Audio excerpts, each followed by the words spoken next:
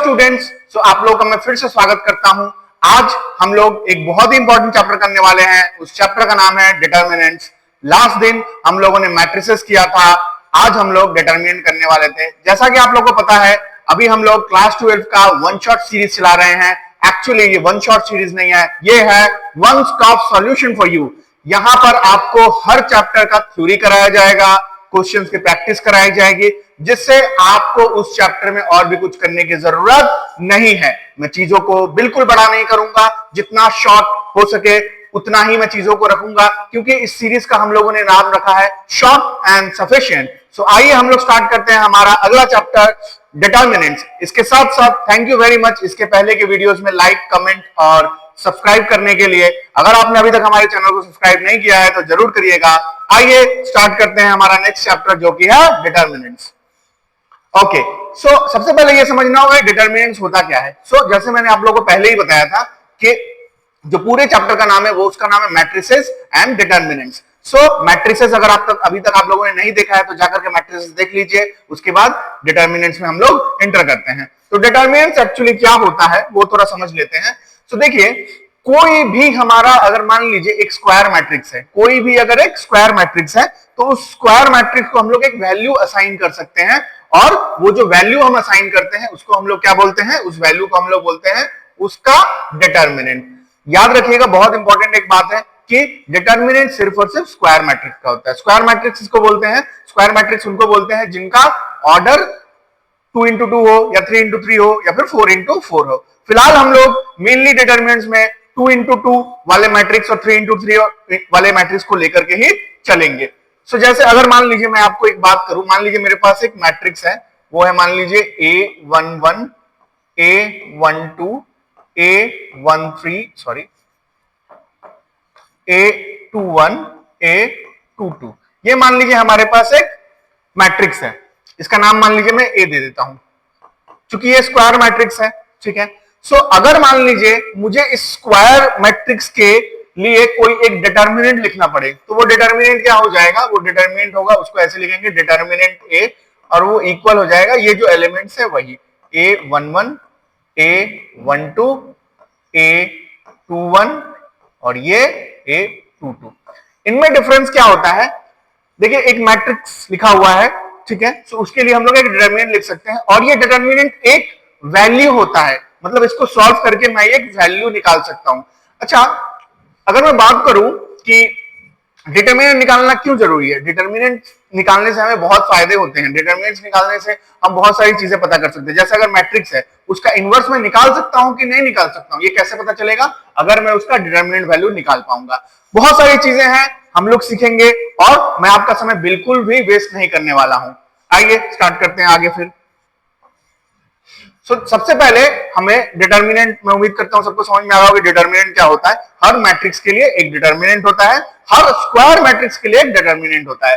अच्छा, डिटर्मिनेंट्स के बाद जो नेक्स्ट चीज हमें पढ़नी है वो पढ़नी है कि माइनर्स क्या होते हैं और कोफैक्टर्स क्या होते हैं।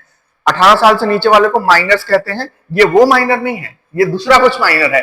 आइए समझते हैं माइनर्स क्या होते हैं और कोफैक्टर्स क्या होते हैं। तो एक एक करके मैं समझाता हूं। पहले मैं बात करता हूं, ये देखिए जैसे कि ये मेरा डिटर्मिनेंट है, इसका ऑर्डर क्या है, इसका ऑर्डर है 2 into 2।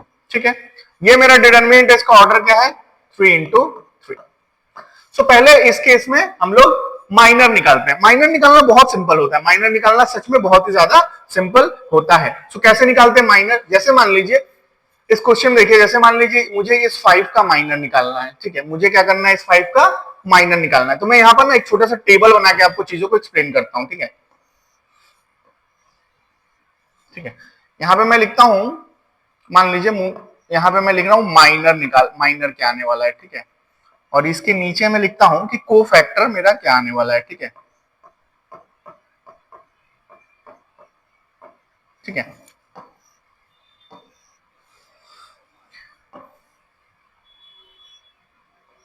यहां पर देखिए, उम्मीद कर रहा हूं आप सभी लोगों को दिख रहा होगा, मैं माइनर और कोफैक्टर निकाल करके आप लोग को दिखा रहा हूं।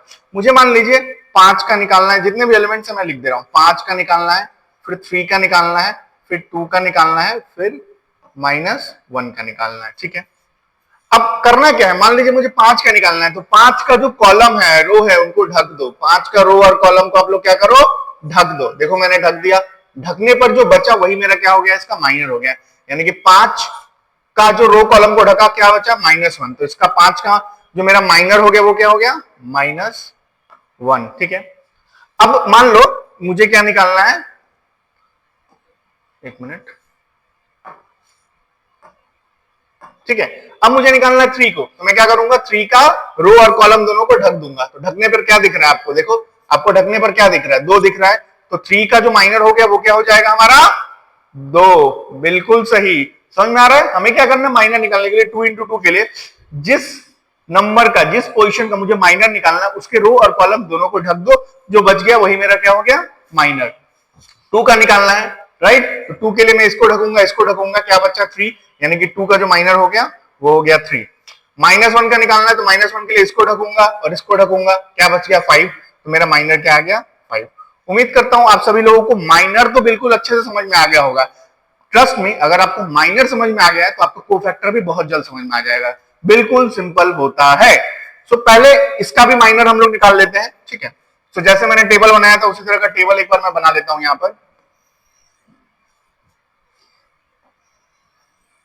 यहां पर हम लोग क्या लिखने वाले हैं, यहाँ पे हम लोग लिखने वाले माइनर्स क्या क्या आएंगे, ठीक है।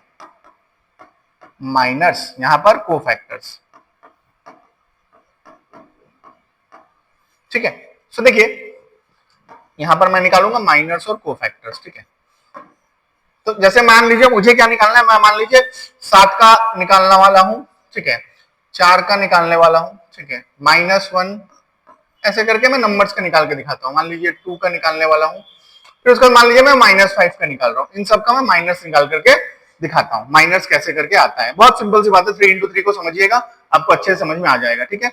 सो मान लीजिए मुझे 7 का निकालना है, तो 7 का निकालना है तो मैं क्या करूंगा, 7 का जो कॉलम है और रो है दोनों को ढक दूंगा। मतलब 7 के इन दोनों को मैं क्या करूंगा, ढक दूंगा। ध्यान से समझिएगा, इनको मैंने ढक दिया। तो इनको मैं जब ढक दे रहा हूं तो आप देखिए क्या आ रहा है, 3 - 5 0 6, ठीक है। जब मैं ढक दे रहा हूं तो क्या आ रहा है, 3 - 5 0 6। तो आपको क्या करना है, जब ढकने के बाद जो भी बचा उनका क्रॉस मल्टीप्लीकेशन करके सबट्रैक्ट कर देना। लेकिन याद रखिएगा ऐसे मल्टीप्लाई करिएगा, मतलब 3 × 6 कितना हो गया, 18।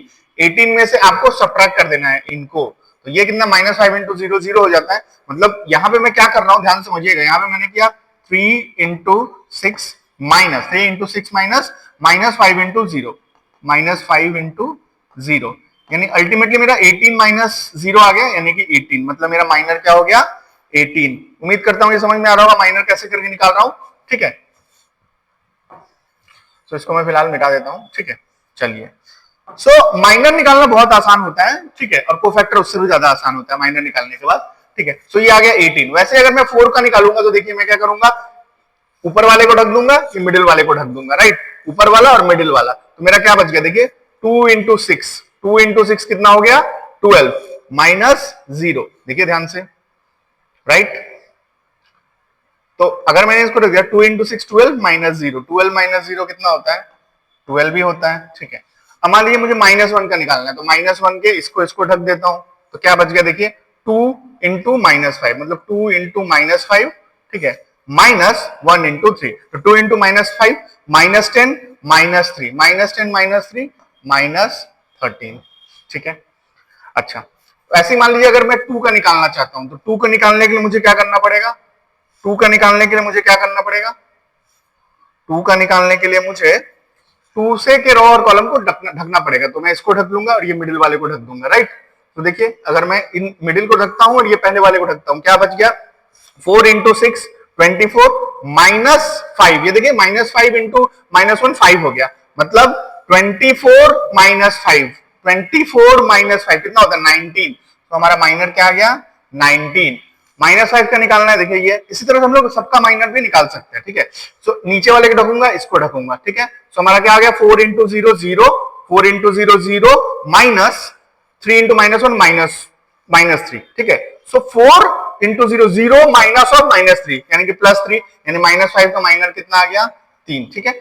सो देखिए माइनर में उम्मीद करता हूं सबका समझ में आ गया होगा। सो माइनर हम लोगों ने किसका किसका नहीं लिखा, देखिए 7 4 -1 2 -5। सो हम लोगों ने 3 का माइनर अभी तक नहीं लिखा है, 0 का माइनर और यहां पर 1 का माइनर और 6 का माइनर। इनका माइनर मुझे कमेंट में लिखा हुआ चाहिए। लास्ट टाइम मैंने क्वेश्चन पूछा था, उसका आंसर मुझे कमेंट में नहीं मिला है, ठीक है। सो इसका माइनर क्या होगा कमेंट में मुझे लिखा हुआ चाहिए। समझ में आ गया है तो इसका माइनर कमेंट में लिखा हुआ होना चाहिए।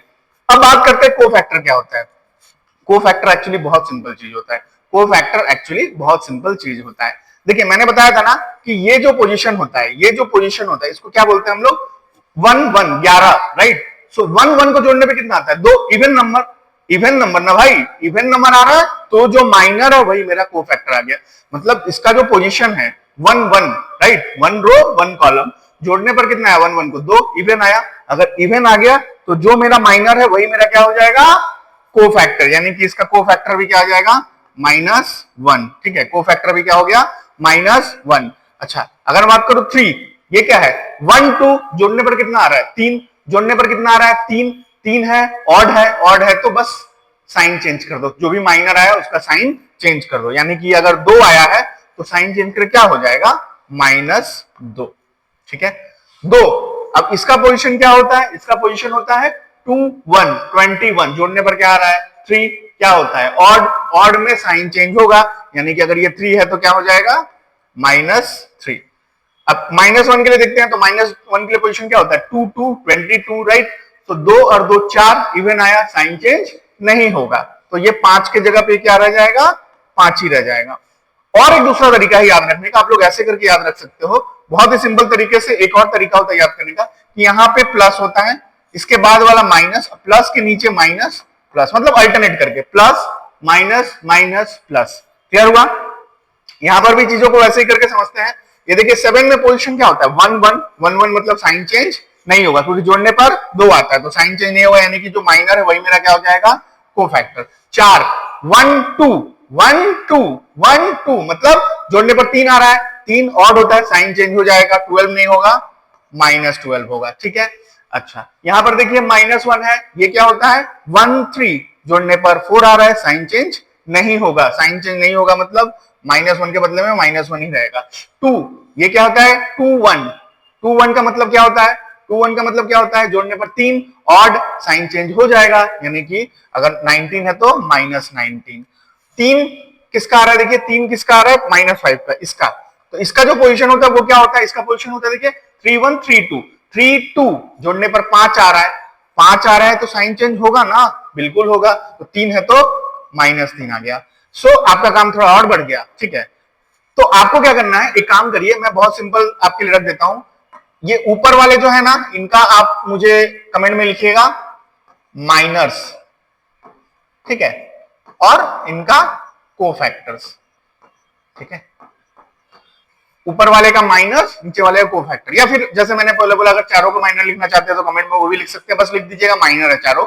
और वैसे नहीं, ठीक है, तो आप एक काम करिए 30 का माइनस लिखिएगा, 16 का कोफैक्टर लिखिएगा कमेंट में। ठीक है, उम्मीद करता हूं कि माइनर और कोफैक्टर आपको बहुत अच्छे से समझ में आ गया होगा। ठीक है, सो मैं साइड में हट जाता हूं।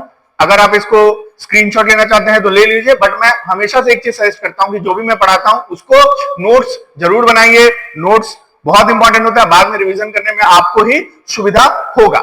नेक्स्ट बात मैं आपको यह करता हूं कि नोट बनाने टाइम ना सबसे बेस्ट पार्ट क्या होता है, अगर आप नोट्स बना रहे हैं तो आधी चीजें ऑलरेडी आपको दिमाग में एंटर हो जाती हैं। ठीक है, सो वीडियो को पॉज करके नोट्स जरूर बनाइए। ठीक है, चलिए फिर हम लोग आगे बढ़ते हैं। नेक्स्ट, जैसे मैंने अभी आपको बताया, अगर मान लीजिए 3 × 3 है तो पहला क्या होता है प्लस, फिर माइनस, फिर plus minus plus minus plus minus plus. यानी कि अगर मान लीजिए मैं माइनर को m से लिखता हूं, माइनर को मैं m से लिखता हूं। ठीक है, m मतलब मान लीजिए मैं लिख रहा हूं माइनर्स। ठीक है, ठीक है। सो जो मेरा कोफैक्टर होता है, मान लीजिए मैं उसको a से लिखता हूं कोफैक्टर। तो कोफैक्टर एक्चुअली क्या होता है पता है, आपका माइनर का जो रो वाला पोजीशन है और जो कॉलम वाला पोजीशन है उसको आप जोड़िए, जोड़ के उसके ऊपर पावर क्या लगा दीजिए, उसके ऊपर पावर आप -1 लगा दीजिए। सॉरी, -1 बोल रहा हूं, एक मिनट, मैंने ये लिख दिया, एक कोई बात नहीं, कोई दिक्कत नहीं। ठीक है, आप क्या करिए -1 का पावर जो है वो लगा दीजिए i + j। यानी कि अगर मान लीजिए कि ऑड रहा तो माइनस आएगा, इवन रहा तो माइनस नहीं आएगा। और यहां पर आपको क्या लिख देना है, माइनर ही लिख देना है। क्लियर हुआ मेरा बात, कोई परेशानी। और अगर एक्यूरेट लिखना चाहूं तो मैं ऐसे लिख सकता हूं, i का i a मतलब ij का, अगर आपको कोफैक्टर लिखना है सो ऐसे करके आप लिख सकते हैं, ठीक है। सो एक फॉर्मूला होता है, कभी कभी एमसीक्यू में भी आपसे पूछ सकता है, ठीक है। सो ऐसे करके आप समझ सकते हैं। ये ए मेरा क्या है, ए है मेरा कोफैक्टर, ठीक है। एक ये तरीका होता है। दूसरा तरीका क्या होता है कि आप ऐसे याद रखिए, मतलब यहाँ पे जो भी वैल्यू आएगा ना, यहाँ पे जो भी माइनर वाला, माइनर में तो आपको पता है कोई साइन का कुछ उतना झमेला नहीं है। कोफैक्टर में क्या होता है, यहाँ वाला जो वैल्यू आएगा वो सेम ही रहेगा, यहाँ वाले वैल्यू में बस माइनस मैंने साइन चेंज कर देना, यहाँ वाला सेम रहेगा, यहाँ वाला का साइन चेंज कर देना, यहाँ वाला सेम रहेगा, यहाँ वाले का साइन चेंज कर देना, यहाँ वाला सेम रहेगा, साइन चेंज सेम। ऐसे भी याद रख सकते हैं, ठीक है। जैसा आपका सुविधा हो वैसे याद रखेंगे। आगे बढ़ते हैं। नेक्स्ट देखिए हमें क्या बोला है कि डिटर्मिनेंट, जो मैंने स्टार्टिंग में बोला कि हर मैट्रिक्स के लिए एक डिटर्मिनेंट होता है अगर वो स्क्वायर मैट्रिक्स है, ठीक है। सो हम लोग क्या करते हैं, बेसिकली एक वैल्यू असाइन करते हैं। तो वैल्यू फाइंड कैसे करते हैं, वो वैल्यू फाइंड कैसे करते हैं, तो बहुत सिंपल है वैल्यू फाइंड करना। देखिए जैसे 2 into 2 एक ये डिटर्मिनेंट है, ठीक है। सो इसका वैल्यू हम लोग कैसे फाइंड करेंगे, सो हमें क्या करना होगा, इसका कोई एक रो या फिर कोई एक कॉलम को पकड़ना पड़ेगा, कोई एक रो या फिर कोई एक कॉलम को पकड़ना पड़ेगा। तो जैसे मान लीजिए इस क्वेश्चन में मैं इन दोनों को पकड़ लेता हूं, ठीक है। इन दोनों को मान लीजिए मैंने पकड़ लिया, ठीक है। या फिर आप इसको भी पकड़ सकते थे, आप किसी भी एक रो या एक कॉलम को पकड़ करके इसको एक्सपेंड कर सकते हैं। सो हमें क्या करना होगा, पहले लिखना होगा 2, ये जो पकड़ा है इसका पहला एलिमेंट 2, ठीक है। इसके साथ मल्टीप्लाई करना होगा, इसके साथ मल्टीप्लाई करना होगा, किसको, इस 2 के साथ मल्टीप्लाई करना होगा को फैक्टर ऑफ 2, किसको मल्टीप्लाई करना होगा, को फैक्टर ऑफ 2, ठीक है। प्लस अब हमको क्या पकड़ना होगा, इसको पकड़ना होगा 3, अब 3 के साथ क्या मल्टीप्लाई करना होगा, को फैक्टर ऑफ 3। क्लियर हुआ बात। सो अभी अभी हम लोगों ने निकाला था। या फिर आप और एक सिंपल तरीके से अगर चाहते हैं तो मैं अगर मान लीजिए इनके प्लेस क्या साइन का बात करूं, तो मैंने अभी बताया कि देखिए यहाँ पर प्लस होता है, यहाँ पर माइनस होता है, फिर यहाँ पर माइनस होता है, फिर यहाँ पर प्लस होता है, ठीक है। सो ऐसे करके आप याद रख सकते हैं कि ऐसे आप कर सकते हैं, 2 पहले वाले पकड़े 2, यहां पे लिख दीजिए माइनर ऑफ 2। अच्छा इसके बाद एक बार प्लस में लिखा तो एक बार माइनस में लिखिए, ठीक है। एक बार प्लस में लिखा तो क्योंकि 3 को पकड़ा तो माइनस में लिखिए 3, ठीक है। मतलब आपको ऐसे याद रखने की जरूरत नहीं है कि ये प्लस है कि माइनस है। आप ऐसे कर सकते हैं कि एक अगर प्लस में लिखा है 2, माइनर ऑफ 2 प्लस में लिखा है, फिर अगला माइनस में होगा, -3 माइनर ऑफ 3। अच्छा अगर मैं बात बोलूं, ये दोनों मैंने एक ही चीज लिखा है, क्यों, क्योंकि मैं देखिए बेसिकली इसका जब कोफैक्टर निकालता ना तो ऑटोमेटिकली एक माइनस बाहर आता, तो दोनों बिल्कुल एक ही चीज है, आप जैसे चाहो वैसे कर सकते हो, ठीक है। सो मैं एक काम करता हूं, इसको पकड़ के फिलहाल करता हूं, ठीक है। सो अगर मान लीजिए 2 मैंने लिखा, माइनर ऑफ 2, तो माइनर ऑफ 2 मतलब क्या, 2 का जो रो और कॉलम है उसको ढक दो। तो मैंने 2 और सॉरी इसके रो कॉलम को ढक दिया। देखिए क्या बच रहा है, 5 बच रहा है। मैं यहाँ पे क्या लिख दूंगा, 2 into 5। सेकेंड वाला लिखूंगा -3, तो 3 को ढक दूंगा अगर इसको, तो क्या बच रहा है मेरा 4, ठीक है 4। तो यहाँ पे मैं लिखूंगा क्या, 3 into माइनर ऑफ 3 जो है वो क्या है 4 है। यानी कि देखिए आ गया 10 - 12, यानी कि इसका वैल्यू क्या आ गया, इस डिटरमिनेंट का वैल्यू आ गया -2। उम्मीद करता हूं ये चीज बिल्कुल अच्छे समझ में आया होगा। एक्सपैंड करने का ये बहुत ही इंपॉर्टेंट तरीका है, किसी भी डिटरमिनेंट को इससे हम लोग एक्सपैंड कर सकते हैं, राइट। चलिए आगे बढ़ते हैं फिर, ठीक है। मैं काम करता हूं, इसको आप लोगों ने उतार लिया, मैं उम्मीद करता हूं आप लोगों ने इसको उतार लिया है, तो मैं इसको थोड़ा साइड कर देता हूं, ठीक है ना, राइट।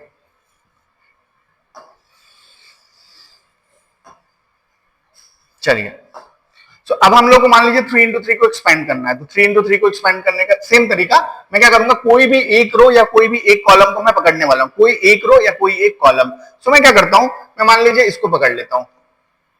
अच्छा उसमें मैंने इनको पकड़ा था ना, मैं चाहूं तो इनको भी पकड़ सकता हूं। चलिए मैं इसको पकड़ लेता हूं, ठीक है, इनको पकड़ लिया, ठीक है। सो इनको पकड़ना एक्सपेंड करना है, बहुत सिंपल तरीका है, मैंने अभी भी बताया। पहले क्या करिए, पहले वाला एलिमेंट लिखिए, ठीक है। पहले वाला एलिमेंट लिखने के बाद उसका माइनर लिख दीजिए, माइनर ऑफ 1, माइनर ऑफ 1। अच्छा सेकेंड वाला लिखना है तो एक बार प्लस में लिखा है तो दूसरा में माइनर लिख रहा हूं, तो क्या लिखना पड़ेगा, माइनस में, -3 into माइनर ऑफ 3, ठीक है। क्लियर है। फिर क्या लिखूंगा, ये प्लस में लिखा माइनस में लिखा तो ये भी फिर प्लस में लिखूंगा, +2 into माइनर ऑफ 2, ठीक है। कोई परेशानी नहीं है ना, तो चलिए लिख देता हूं। सो आगे मैं 1 into इनके बारे में जो भी आने वाला है वो मैं लिखूंगा, ठीक है, जो भी आने वाला है मैं लिखूंगा। सो 1 का लिख रहा हूं ना, तो मैं क्या करूंगा, इसको ढकूंगा, इसको ढकूंगा, राइट।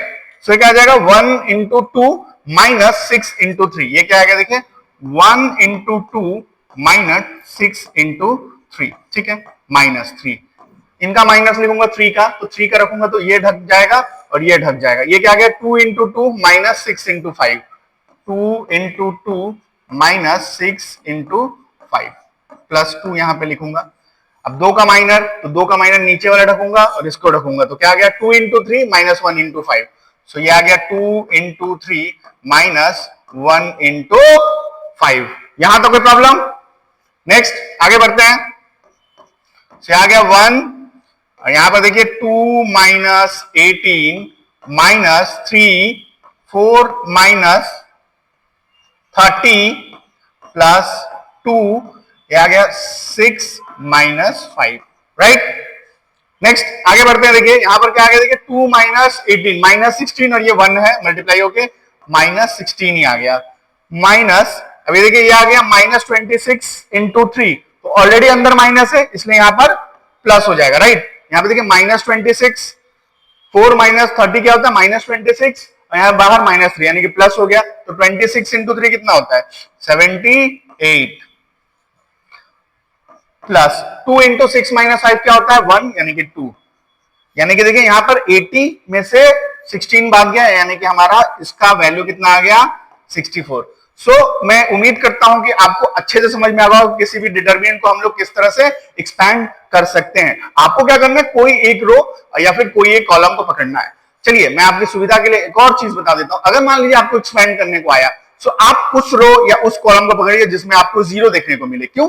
बिकॉज क्या है उसको लेकर के फिर आपको मल्टीप्लाई नहीं करना पड़ेगा। जैसे इस क्वेश्चन में आपको देखिए 1 बार 2 बार 3 बार माइनर निकालने पड़े, है ना, 3 बार माइनर निकालने पड़े। अगर मान लीजिए इनमें से कोई भी एक 0 होता तो आपको 2 बार ही माइनर निकालना पड़ता, क्योंकि 0 से मल्टीप्लाई माइनर निकालने की जरूरत नहीं पड़ती, जैसे 0 इंटू कुछ भी हो 0 ही होता है ना। सो एक टिप मैं देना चाहता हूं यहां पर आप लोगों को कि आप लोग अगर कोई क्वेश्चन दिखता है जिसमें कोई एक रो या कोई कॉलम में 0 है उसको एक्सपैंड करना है तो आप उसी को चूज करो, ठीक है। सो अगर ये आपको समझ में नहीं आया है तो एक बार आप लोग बैक जाकर इसको और अच्छे से समझ लीजिए, क्योंकि यही इस चैप्टर का मेन बेस पॉइंट है। समझ में आया? आपको डिटरमिनेंट निकालना एक्सपैंड करके आना ही चाहिए, तभी जाकर के डिटरमिनेंट आप लोग के लिए हलवा बन पाएगा। मैं चाहता हूं कि हर चैप्टर आपके लिए बिल्कुल सिंपल बना करके जाऊं, मैथ्स का जो डर है वो खत्म हो जाएगा। ये सीरीज जिसने किया मैथ्स का डर खत्म। आगे बढ़ते हैं। अब देखिए डिटरमिनेंट्स की कुछ प्रॉपर्टीज होती हैं, डिटरमिनेंट्स की कुछ प्रॉपर्टीज होती है, उन प्रॉपर्टीज के बारे में हम लोग को जानना पड़ेगा।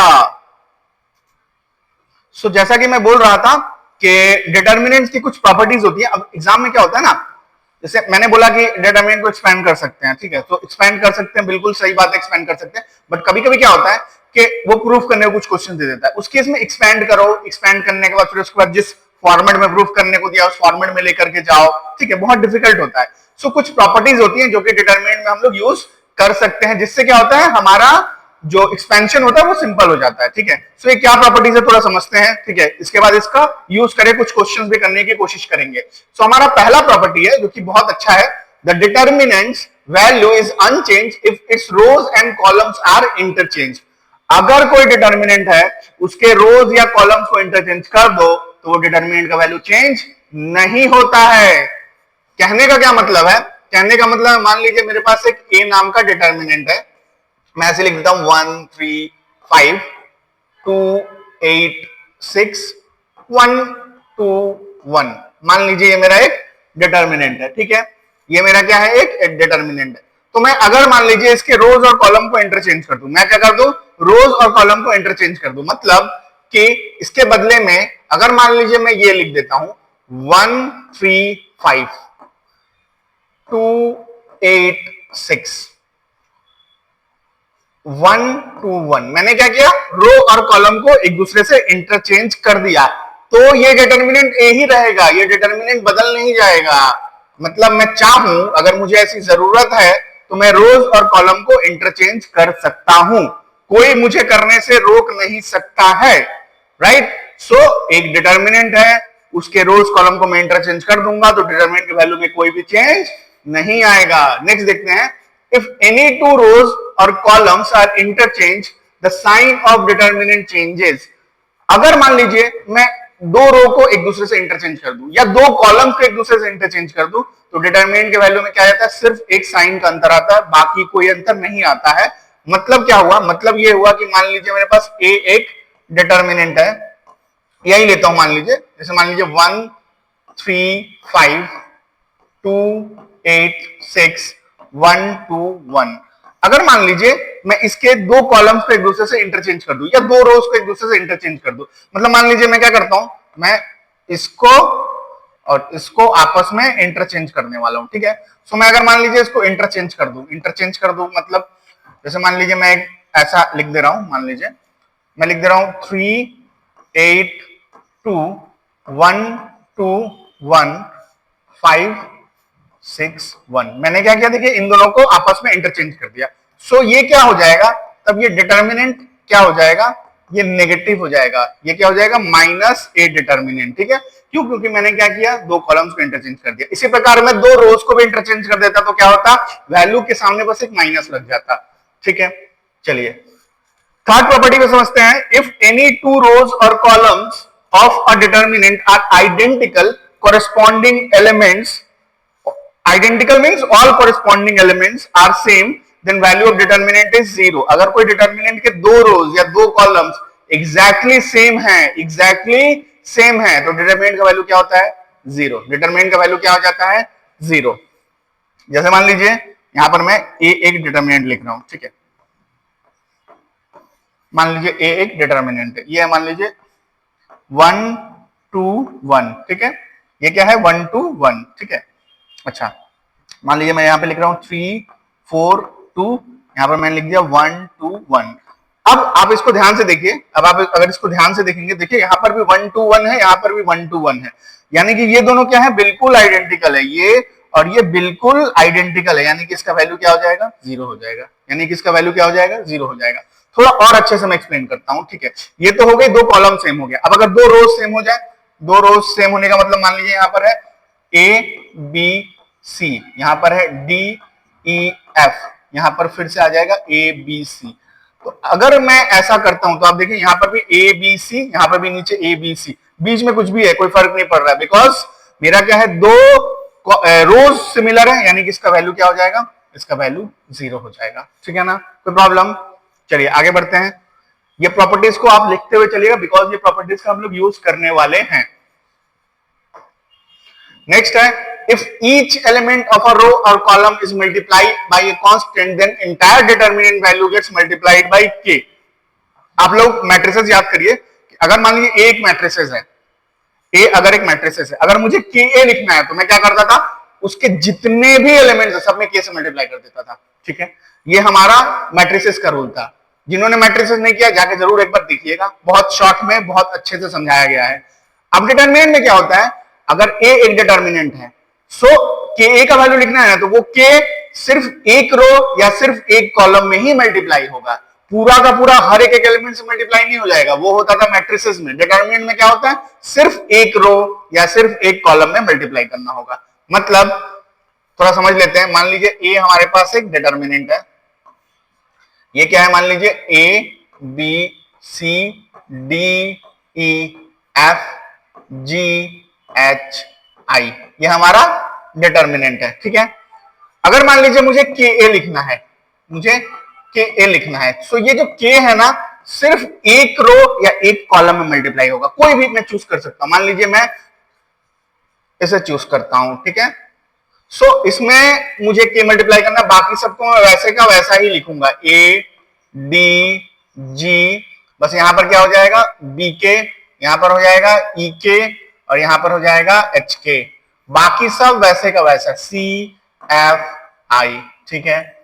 क्लियर हुआ, ये एक प्रॉपर्टी होता है, बहुत ही इंपॉर्टेंट प्रॉपर्टी है। नेक्स्ट क्या है, अप्लाइंग द ऑपरेशंस R1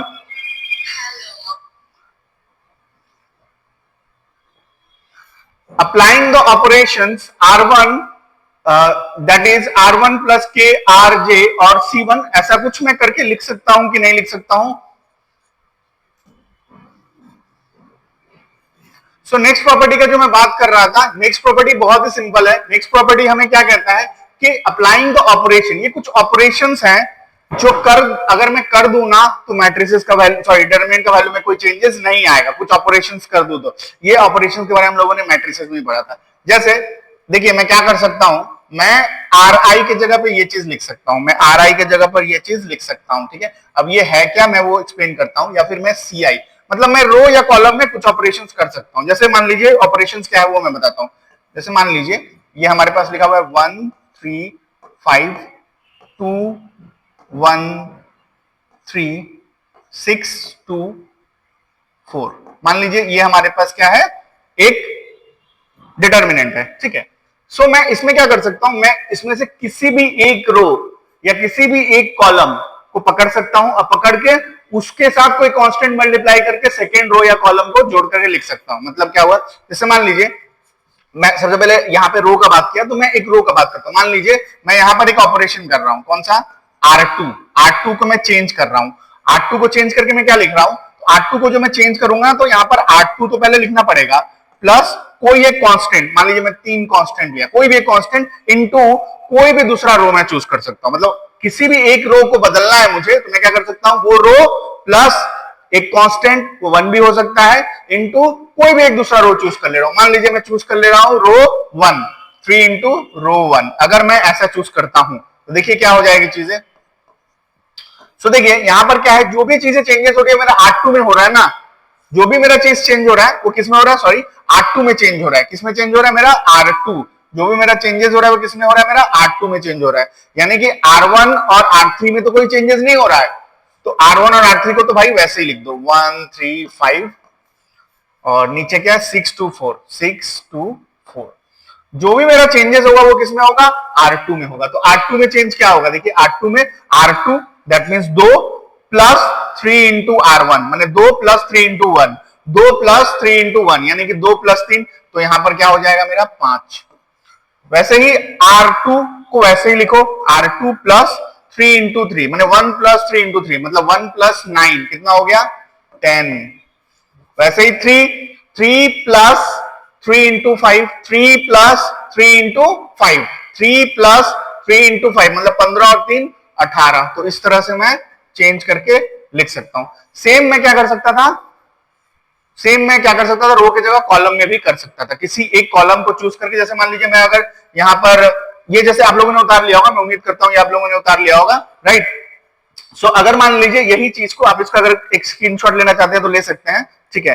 अब मैं यही चीज थोड़ा कॉलम में करके दिखाता हूं, ठीक है, कॉलम में कैसे होगा, ठीक है। सो देखिए अगर मान लीजिए मुझे इसी चीज को कॉलम में करना है, ठीक है, तो मैं क्या करने वाला हूं, मैं यहां पर चीजों को बदल रहा हूं थोड़ा सा, ठीक है। ये तो रो वाला मैंने बता दिया, अब देखिए कॉलम वाला कैसे करूंगा, सॉरी एक मिनट, ओके। सो मान लीजिए मैं इसमें क्या करने वाला हूं, इसमें मैं कॉलम में बदलने वाला हूं, मतलब कॉलम 2 के बदले में क्या लिख रहा हूं, सेम ऑपरेशन कर रहा हूं। मान लीजिए कॉलम 1 प्लस 2 इंटू कॉलम 3, मान लीजिए मैं ये कर रहा हूं, ठीक है। मैंने क्या किया, कॉलम 2 को मैं बदल रहा हूं, तो यहाँ पे कॉलम 2 रखना पड़ेगा, राइट। सो कॉलम 2 के बदले में क्या लिख रहा हूं, कॉलम 2 प्लस 2 इंटू कॉलम 3, ठीक है। कॉलम 2 के बदले में कॉलम 2 प्लस 2 इंटू कॉलम 3। अच्छा कॉलम यानी कि जो भी चेंजेस होगा मेरा कॉलम 2 में होगा, मतलब जो भी चेंजेस होगा इसमें होगा, राइट। यानी कि कॉलम 1 और कॉलम 3 तो वैसे का वैसे लिख दूंगा, तो यहाँ पे लिख दूंगा 1 2 6, कॉलम 1 वैसे का वैसे लिख दूंगा और कॉलम 3 भी वैसे का वैसे लिख दूंगा, 5 3 4। जो चेंजेस होगा कॉलम 2, तो कॉलम 2 में क्या लिखूंगा, कॉलम 2 प्लस 2 इंटू कॉलम 3, तो कॉलम 2 मतलब 3 plus 2 into 5, 2 plus 3 into 5, 2 plus, sorry उल्टा बोल रहा हूं ना, 3 प्लस 2 इंटू 5, 3 प्लस 2 इंटू 5 मतलब 3 प्लस 10, 3 प्लस 10 कितना आ गया 13, यहां पर 13 हो गया। वैसे देखिए 1 के बदले में क्या लिखूंगा, 1 तो 1 लिख दूंगा, प्लस 2 इंटू कॉलम 3 में कितना है 3, मतलब 1 प्लस 2 इंटू 3 मतलब 1 प्लस 6 यानी कि 7। 2 के बदले में क्या लिखूंगा, 2 plus 2 into 4, 2 plus 2 into 4, 2 into 4 कितना होता है 8, 2 इंटू 4 कितना होता है 8 प्लस 2, 8 प्लस 2 10। सो मैं ये ऑपरेशन कर सकता हूं, किसी भी तरह की कोई परेशानी नहीं है। ये जो चीज है ये हम लोगों ने मैट्रिक्स में भी सीखा था, सिमिलर चीज हम लोग डिटर्मिनेंट में भी कर सकते हैं, कोई वैल्यू में चेंजेस नहीं आता है, ठीक है। मैट्रिक्स में मैंने आप लोगों को एक बात बताया था कि अगर आप रो ऑपरेशन कर रहे हैं तो पूरे क्वेश्चन में रो ऑपरेशन ही करते रहिए, और अगर आप कॉलम ऑपरेशन कर रहे हैं तो पूरे क्वेश्चन में कॉलम ऑपरेशन ही करते रहिए। डिटरमिनेंट में ऐसा नहीं है, डिटरमिनेंट में आप रो ऑपरेशन कर रहे हैं फिर आप कॉलम भी ऑपरेशन कर दीजिए, कोई फर्क नहीं पड़ता, आप चाहे तो कर सकते हैं, ठीक है। नेक्स्ट प्रॉपर्टी देखते हैं, if each element on one side of principal diagonal of a determinant is 0 then value of determinant is product of diagonal elements. बहुत अच्छा प्रॉपर्टी है, ठीक है। जैसे मान लीजिए ये मेरा एक डिटरमिनेंट मान लीजिए मैं लिख रहा हूं ए बी सी, ठीक है, a b c 0 0 d 0 r s. मान लीजिए मैंने एक डिटरमिनेंट लिख दिया, एक डिटरमिनेंट मैंने मान लीजिए ये एक लिख दिया, ठीक है ना, ठीक है। तो मान लीजिए मैंने एक डिटरमिनेंट लिख दिया। सो देखिए इसका जो प्रिंसिपल डायगोनल है वो ये है ना, इसका प्रिंसिपल डायगोनल जो है वो ये है ना, एक मिनट, इसका जो प्रिंसिपल डायगोनल है वो ये है ना। सो इसके प्रिंसिपल डायगोनल के नीचे देखिए सारे के सारे एलिमेंट क्या है, 0 है। इसके प्रिंसिपल डायगोनल के एक तरफ के एलिमेंट सारे के सारे क्या है, 0 है। सो ये बोल रहा है कि अगर एक प्रिंसिपल डायगोनल के या तो ऊपर या फिर नीचे के सारे एलिमेंट्स अगर 0 है तो प्रिंसिपल जो डायगोनल एलिमेंट है उसके अलावा और किसी से कुछ लेना देना ही नहीं है। मतलब इसका आंसर जो आएगा वो क्या आएगा, इसका आंसर जो आएगा वो आएगा ए डी आर। क्या मतलब है कि ये प्रिंसिपल डायगोनल है ए डी आर, इसके ऊपर के अगर सारे 0 हो जाए या फिर इसके नीचे के सारे 0 हो जाए तो जो आंसर आने वाला है वो क्या आने वाला है, product of diagonal elements, product of diagonal elements. तो ये हो गई एक और प्रॉपर्टी, बहुत इंपॉर्टेंट प्रॉपर्टी, इसको नोट डाउन कर लीजिए। अच्छा एक और प्रॉपर्टी होता है, मैं बता दे रहा हूं मुंह से ही, कि अगर किसी भी एक रो के सारे एलिमेंट 0 हो जाए या किसी भी एक कॉलम के सारे एलिमेंट 0 हो जाए तो उस डिटरमिनेंट का वैल्यू 0 होता है। अब आप पूछोगे कि ये प्रॉपर्टी क्यों नहीं लिखाया, तो मैं आपको बता दूं पहले ही कि अगर मान लीजिए मैंने क्या बोला, एक्सपेंशन करने टाइम आप एक रो या एक कॉलम को पकड़ के एक्सपेंशन करते हो। अगर कोई एक रो मेरा सारा एलिमेंट 0 है तो 0 इंटू माइनर ऑफ 0, तो कुछ भी है माइनर ऑफ 0, क्या फर्क पड़ रहा है, 0 से तो मल्टीप्लाई हो रहा है, फिर माइनस 0 इंटू माइनर ऑफ 0, तो जो भी आए क्या फर्क पड़ रहा है, 0 से तो मल्टीप्लाइड है 0, यानी कि 3 जो टर्म मिलता है मुझे, अगर 3 इंटू 3 को एक्सपैंड करता हूं तो तीनों का तीनों मुझे 0 मिल गया, राइट। इसीलिए हमारा जो आंसर होता है वो क्या हो जाता है, 0, ठीक है। तो हमारा आंसर क्या होता है, 0, अगर कोई भी एक रो के सारे एलिमेंट 0 या फिर कोई भी एक कॉलम के सारे एलिमेंट 0 हो, क्योंकि एक्सपेंशन करने पे भी 0 ही आता है। आगे बढ़ते हैं, तो देखिए हमारे पास ये क्वेश्चन है, इसको हमको यूजिंग प्रॉपर्टीज, मतलब प्रॉपर्टीज को यूज करके इसको सॉल्व करना है, ठीक है, प्रॉपर्टीज को यूज करके सॉल्व करना है, ठीक है। और आगे कुछ क्वेश्चन है, क्या देख लेते हैं। यहां पर भी एक क्वेश्चन है, इसको भी वैसे ही प्रॉपर्टीज को यूज करके इसको प्रूफ करना है। ये क्या है, प्रूफ का क्वेश्चन है, लिख दे रहा हूं यहां पर, ये क्या करना है, ये भी प्रूफ करना है, ठीक है। यहां पर देख लेता हूं, ये भी एक प्रूफ का क्वेश्चन है, प्रूफ करना है, कैसे प्रूफ करना है, सो प्रॉपर्टीज को यूज करके, ठीक है, प्रॉपर्टीज को यूज करके हमें प्रूफ करना है, ठीक है। सो हम लोग एक बार समझते हैं कि कैसे करके हम इस चीज को प्रूफ कर सकते हैं, एक बार सोचेंगे, ठीक है ना। तो चलिए पहले इसी से स्टार्ट करता हूं मैं, ठीक है। सो आप देख पा रहे हैं कि मुझे क्या करना है, प्रूफ करना है, तो मैं एक बार ना क्या प्रूफ करना है वो भी तो मैं देख लूं। सो देखिए मुझे क्या प्रूफ करना है, मुझे क्या प्रूफ करना है, 2 इंटू ए प्लस बी प्लस सी का होल क्यूब। सो अगर ऐसा कोई प्रूफ करना हो तो हम लोग क्या करते हैं, प्रॉपर्टीज यूज करेंगे, ऑब्वियस सी बात है। मैं क्या सोचता हूं कि देखिए हम इसकी तरफ आने की कोशिश करते हैं, तो ऑब्वियस सी बात है कि इसमें से कहीं ना कहीं से ए प्लस बी प्लस सी निकलेगा, कितनी जगह से, 3 जगह से निकलेगा। तो मैं शुरुआत में नहीं सोच लेता हूँ 3 जगह से निकाल लूं, मैं क्या सोचता हूँ कि कोई एक जगह से मैं ए प्लस बी प्लस सी निकालने की कोशिश करता हूँ।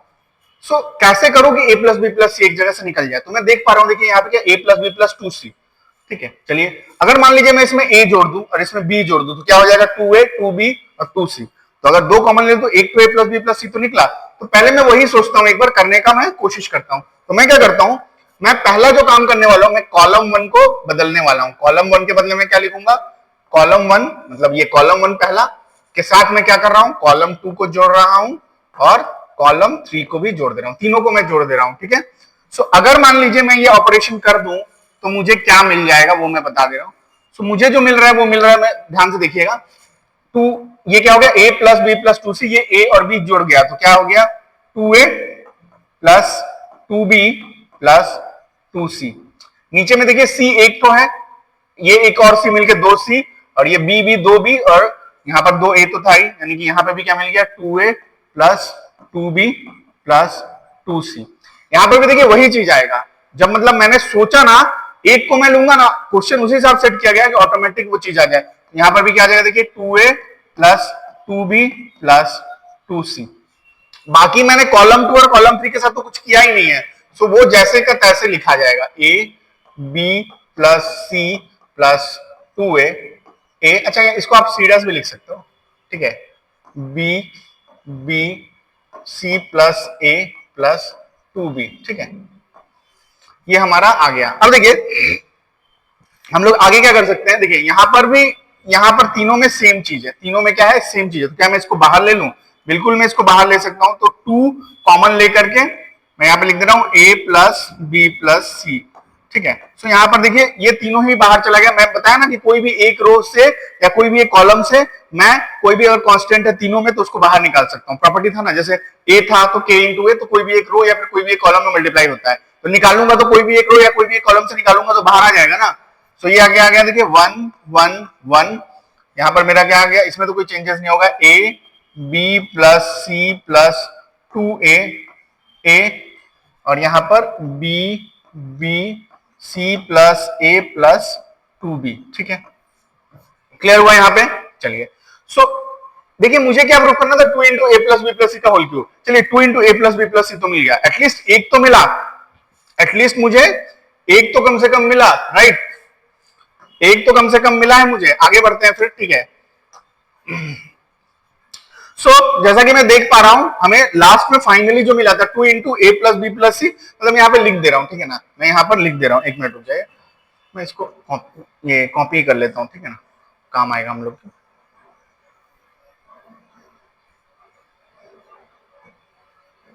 ओके सो मैं इसको कॉपी कर लेता हूं, ठीक है।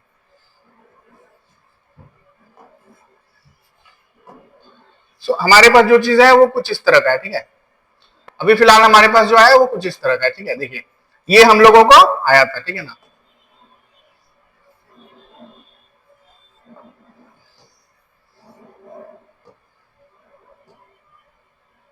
ठीक है, ये हमारा फाइनली आया था। अब मुझे क्या करना था, मुझे ये देखिए 2 इंटू ए प्लस बी प्लस सी का क्यूब, यानी कि मुझे क्या करना है, इसके अंदर से कैसे भी करके अगर मैं निकाल पाऊं और एक ए प्लस बी प्लस सी, तो मैं सोच रहा हूं क्या किया जाए कि ए प्लस बी प्लस सी निकल जाए, ठीक है। एक बार आप अगर मैं बात करूं क्या करूं कि इसमें से क्या निकल जाए, ए प्लस बी प्लस सी, ठीक है।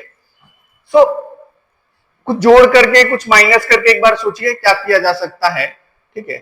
सो अब एक बात भैया देखिए आप ध्यान से समझिए, मान लीजिए मैं 3 जो है 3 वाले से अगर मान लीजिए मैं 2 को माइनस कर दूं या फर्स्ट को माइनस कर दूं, जैसे अगर मान लीजिए मैं 3 वाले में ही चेंजेस करना चाहता हूं, तो 3 में जो भी चेंजेस होगा मैं क्या करता हूं, 3 वाले से 1 वाले को माइनस करके देखता हूं, ठीक है ना। मैं 3 से 1 वाले को एक बार माइनस करके या फिर 2 से भी करके मैं देख सकता हूं। तो जो मैं बात कर रहा था कि देखिए 3 में से मैं क्या करता हूं, 1 को एक बार माइनस करके देखता हूं, मतलब ये 3 नंबर रो में से 1 वाले को माइनस करके एक बार मैं ट्राई करता हूं कि क्या आता है। मतलब मैं क्या कर रहा हूं, देखिए कि मैं रो 3 के साथ जो कर रहा हूं, मैं किसके साथ कर रहा हूं, रो 3 के साथ। मतलब मैंने बोला ना डिटरमिनेंट में हम लोग रो और कॉलम दोनों ऑपरेशंस यूज कर रहे हैं, तो रो 3 को मैं चेंज करके क्या लिख रहा हूं, रो 3 माइनस रो 1, ठीक है, मैं ऐसे करके माइनस कर रहा हूं। तो देखिए क्या आ जाता है, 2 इंटू ए प्लस बी प्लस सी, राइट। सो देखिए रो जो मेरा 1 है 2 है उसमें तो कोई चेंजेस नहीं आ रहा है, जो चेंज कर रहा हूं रो 3 में कर रहा हूं, तो ये आ गया 1 a b 1 b plus c plus 2 a b, और यहां पर क्या हो गया 1 माइनस 1 0, ए माइनस ए 0, वाह कितना अच्छा दिखने में लग रहा है ना। और यहां पर क्या आ गया देखिए, ये आ गया c प्लस ए प्लस 2b माइनस, तो ये आ गया देखिए a plus b plus c। अब देखिए मजे की बात क्या है, देखिए अगर मैं इन तीनों में से a plus b plus c common लूं तो चल जाएगा, बिल्कुल चल जाएगा, बोलिए क्यों, क्योंकि जीरो में से तो मैं कोई भी चीज कॉमन ले सकता हूं। अगर जीरो को मैं क्या लिख सकता था, 0 इंटू ए प्लस बी प्लस सी, इस जीरो को भी 0 इंटू ए प्लस बी प्लस सी, तो और एक ए प्लस बी प्लस सी मैं बाहर निकाल सकता हूं। तो ये क्या आ गया देखिए 2 इंटू, अब अगर और एक ए प्लस बी प्लस सी बाहर आ गया तो ये ए प्लस बी प्लस सी का होल स्क्वायर हो गया। यहां पर क्या हो गया 1 1 0 a b plus c plus 2a 0, यहां से देखिए a plus b plus c निकलेगा फिर भी 0 रहेगा, ये भी 0, और यहां पर क्या हो जाएगा, ये b b ही रहेगा, ये b भी b ही रहेगा, ये 1 हो गया, ठीक है। अब देखिए, अब इतना होने के बाद मैं और एक काम कर सकता था, मैं कुछ ऐसा कर सकता था कि ये जीरो हो जाए, राइट। तो मैं क्या कर सकता था, डायगोनल्स को मल्टीप्लाई कर देता, ठीक है। ये भी एक ऑप्शन है, तो हम लोग क्या करते थे वो भी कर सकते हैं कि मैं क्या चाहता हूं कि वन जो है ये जीरो हो जाए, या फिर आप इसके बाद एक्सपैंड कर दीजिए। सबसे बेस्ट है आप इसके बाद एक्सपैंड कर दीजिए। तो मैं एक्सपैंड नहीं कर रहा हूं, मैं क्या कर रहा हूं, जो प्रिंसिपल डायगोनल है उसके साइड वालों को जीरो करने की कोशिश कर रहा हूं। मैं चाहता हूं ये वाला जीरो हो जाए, यानी कि मैं रो टू में से मान लीजिए मैं क्या करता हूं, रो टू में से मान लीजिए रो वन को माइनस करता हूं, रो टू में से रो वन को माइनस कर देता हूं, ठीक है। सो मैं नेक्स्ट ऑपरेशन जो करने वाला हूं वो यहां पर साइड में दिखाता हूं। मैं क्या कर रहा हूं, मैं रो टू के बदले में लिख रहा हूं रो टू माइनस रो वन, ठीक है। तो देखिए, तो यहां पर क्या है, रो वन में तो कोई चेंजेस नहीं आने वाला है मेरा, रो वन में तो कोई भी चेंजेस नहीं आने वाला है, उसको ऐसे लिख देता हूं वन ए बी, ठीक है।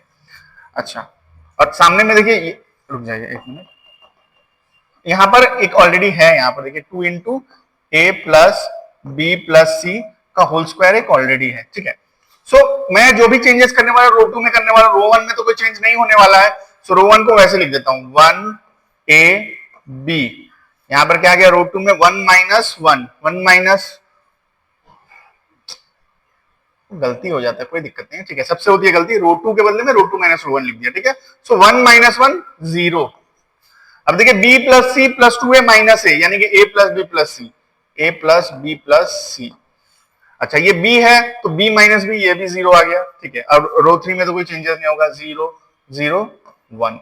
सो अब आपको पता है, मैं पहले ही बोल चुका हूं कि अगर प्रिंसिपल डायगोनल के एक साइड के सारे एलिमेंट्स अगर जीरो हैं तो हमारा जो आंसर आता है क्या होता है, प्रोडक्ट ऑफ डायगोनल्स। यानी कि अगर प्रोडक्ट ऑफ डायगोनल्स करूंगा तो क्या आ जाएगा, टू इंटू ए प्लस बी प्लस सी का होल स्क्वायर, और डायगोनल मेरा कितना है, वन इंटू ए प्लस बी प्लस सी इंटू वन, यानी कि ए प्लस बी प्लस सी। अब यहाँ पे दो से ये फिर क्या हो जाएगा, तीन, यही प्रूफ करना था ना, प्रूफ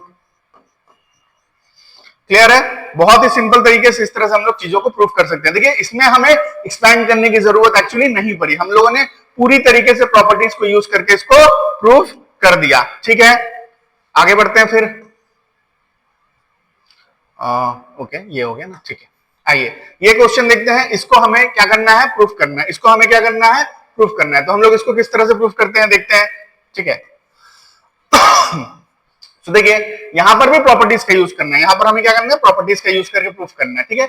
सो मैं सोचता हूं 4xyz, तो कुछ ऐसा किया जा सकता है क्या कि कुछ xyz हमें मिल जाए, ठीक है। कुछ ऐसा करने के बारे में सोच सकते हैं कि xyz हमें मिल जाए, ठीक है। सो अगर माइनस कर दिया जाए, अगर मान लीजिए कुछ ऐसा करना पड़ेगा कि xyz हमें मिल जाए, प्रॉपर्टीज ना, तो z माइनस एक्स, ठीक है, कोई परेशानी नहीं है, इसको हम लोग बहुत आसानी तरीके से कर सकते हैं, ठीक है। सो जैसे कि मैं बात कर रहा था कि क्या किया जा सकता है, अब मैं सोच पा रहा हूं कि कुछ मुझे ऐसा समझ नहीं आ रहा जैसे XYZ निकल पाए। सो मैं अगर मान लीजिए, तो मुझे क्या करना पड़ेगा, प्रॉपर्टीज यूज करना है, मैं तो कुछ प्रॉपर्टीज यूज करके दिखा देता हूं दो तीन को। मेरा मेन टारगेट क्या है कि XYZ आना चाहिए, तो अगर मैं इसको एक्सपैंड करूं तो XYZ आएगा, मुझे पता है 4 इंटू XYZ आएगा, लेकिन बोला प्रॉपर्टीज यूज करने को, तो चीजों को सिंप्लीफाई कर देता हूं।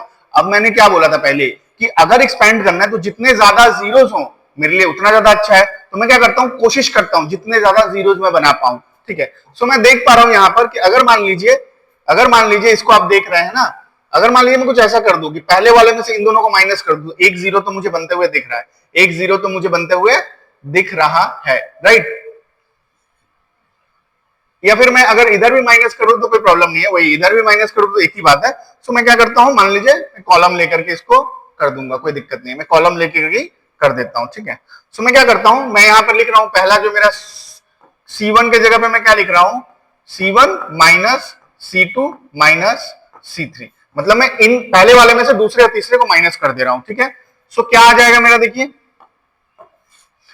तो जो भी चेंज होगा C1 में चेंज होगा, जो भी मेरा चेंजेस हो रहा है वो C1 में चेंज हो रहा है, C2 और C3 वैसे ही लिखा दूंगा।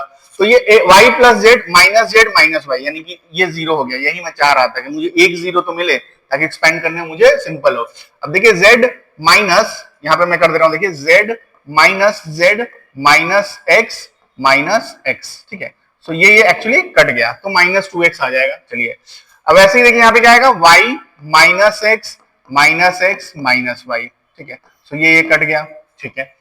अब देखिए z, क्योंकि मैंने पहले ही बोला कॉलम 2 और कॉलम 3 में कोई चेंजेस नहीं होगा, क्योंकि जो भी चेंज कर रहा हूं मैं कॉलम 1 में कर रहा हूं। तो यहाँ पर x, यहां पर y x x plus y, ठीक है, बहुत सिंपल।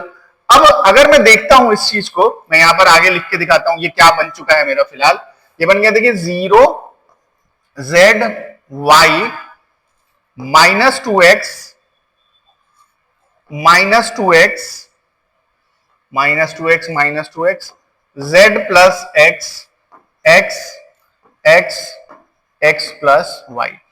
सो ऑब्वियस सी बात है, अभी मैं एक्सपेंड किसको लेके करने वाला हूं, या तो इसको लेकर के 0 z y या फिर इनको लेकर। बट मैं यहां पर एक चीज देख रहा हूं, देखिए ये दोनों सेम है। अगर ये दोनों सेम है तो मैं काम कर दूं, इनको माइनस कर दूं, एक और 0 मिलेगा, है कि नहीं। अगर मान लीजिए इनको माइनस कर दूंगा तो क्या मिलेगा, एक और 0 मिलेगा मुझे। मैं तो चाहता हूं जितना भी जीरोस मुझे मिल जाए उतना अच्छा है। तो मैं क्या कर रहा हूं, रो 2 को बदल रहा हूं। सो मैं रो 2 के बदले में क्या लिख रहा हूं, देखिए रो 2 के बदले में क्या लिख रहा हूं, रो 2 माइनस रो 3, ठीक है। मैं क्या कर दे रहा हूं, रो 2 माइनस रो 3, ठीक है, रो 2 माइनस रो 3। तो यहां पे मैं लिखता हूं क्या आ जाएगा मेरा, ठीक है। सो देखिए, यानी कि रो 1 में तो कोई चेंजेस नहीं हो रहा है, वैसे लिख देता हूं 0 z y। जो चेंज होगा रो 2 में, तो रो 2 में से रो 3 को माइनस करिए, यहां पर 0 आ गया, मैं चाहता था यही। अब z plus x minus x, z plus x minus x यानी कि सिर्फ z बच गया।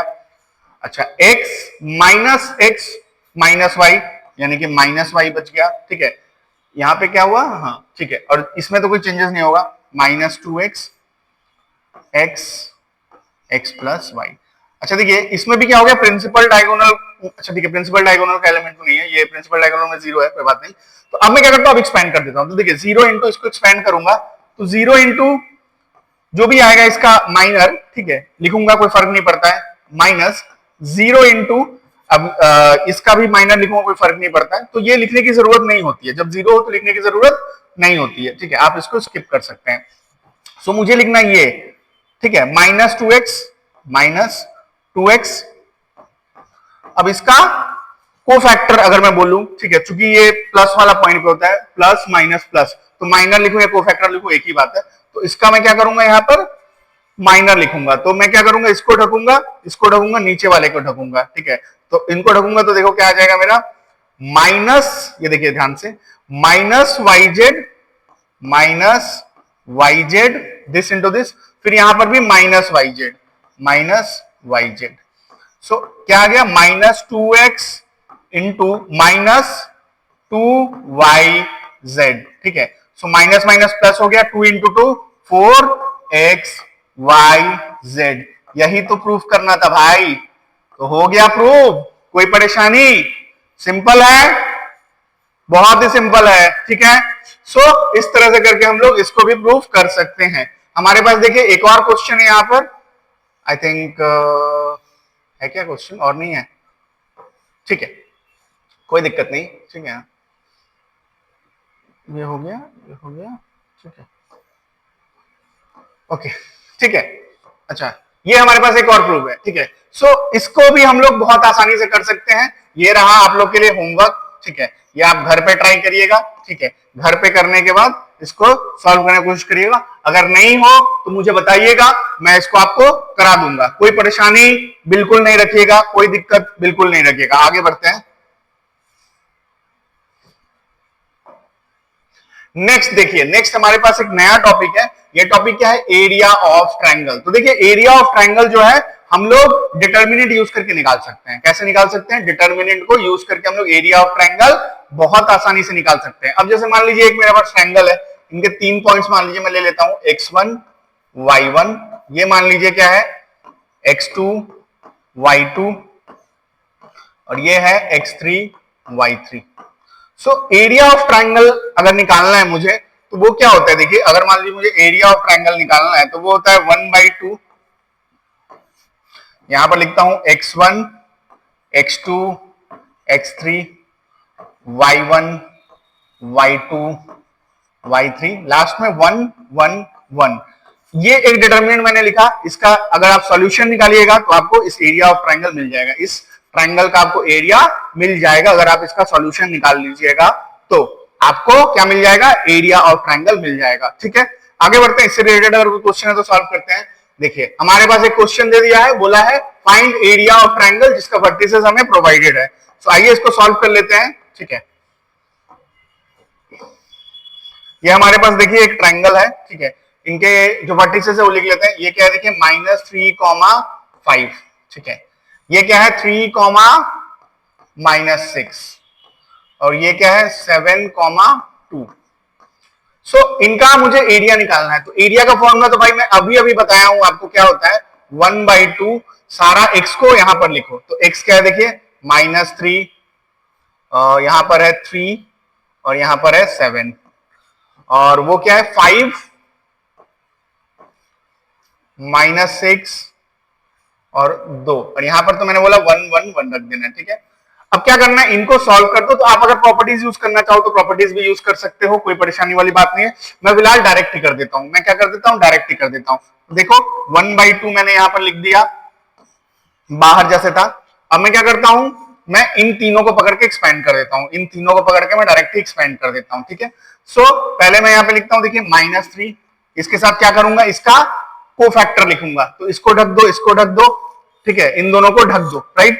तो क्या आ गया -6 × 1 -6, 2 × 1 2, -6 -2 यानी क्या आ गया -8, -6 -2 -8, ठीक है। अब मैं 5 को पकड़ता हूं तो मुझे पता है 5 को माइनस में लिखना होता है, ठीक है। सेकंड वाले को पहला वाला प्लस में, दूसरा वाला माइनस में, मतलब पहला वाला जैसा है वैसे लिख दो, दूसरे वाले को साइन चेंज करके लिखो। सो इनका मैं अगर निकालूंगा तो देखो ढक देता हूं, तो 3 × 1 3 -7, 3 -7 -4। फिर मैं 1 को प्लस में लिखता हूं, 1 को प्लस में ले लो, ढको, देखो 6 -42, ये क्या आ गया देखिए, ढकिएगा 3 × 2 6 -42 यानी कि -48, ठीक है।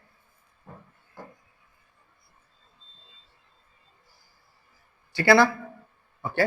सो या ठीक है, तो एक मिनट रुक जाइए। हाँ, सो इसका आंसर अगर मैं निकालूंगा तो क्या आ जाएगा। अच्छा, इसको एक बार चेक कर लेते हैं, ठीक है ना। इसको ढकूंगा, ओहो -48 कैसे लिख दिया। अच्छा अच्छा, सॉरी सॉरी सॉरी, इनको ढकूंगा ना। अगर मान लीजिए 1 को पकड़ रहा हूं तो इसको ढकूंगा, इसको ढकूंगा, 3 दूनी 6 -42, सॉरी 6 -42, 6 -42 यानी कि 36, यानी कितना आ जाएगा ये 36, ठीक है। 36 6 -42 -36 कितना आ गया -36, ठीक है। मैंने एक्चुअली दोनों ही माइनस में ले लिया था इसलिए, ठीक है। अब देखिए ये आ जाएगा 1/2, ये देखिए माइनस माइनस प्लस और 3 × 8 24 यानी कि 24, ये भी आ जाएगा प्लस 20 -36 यानी अल्टीमेटली क्या आ गया देखिए 1/2 इंटू ये आ गया 44 -36, 44 -36 8, तो कट गया 4 यानी कि हमारा आंसर क्या आ गया 4 यूनिट्स। हमारा जो एरिया आ गया वो क्या आ गया 4 यूनिट्स स्क्वायर, ठीक है। 4 unit square, area unit square में होता है इसलिए 4 यूनिट स्क्वायर। उम्मीद करता हूं ये तरीका आपको बिल्कुल अच्छे समझ में आ गया होगा।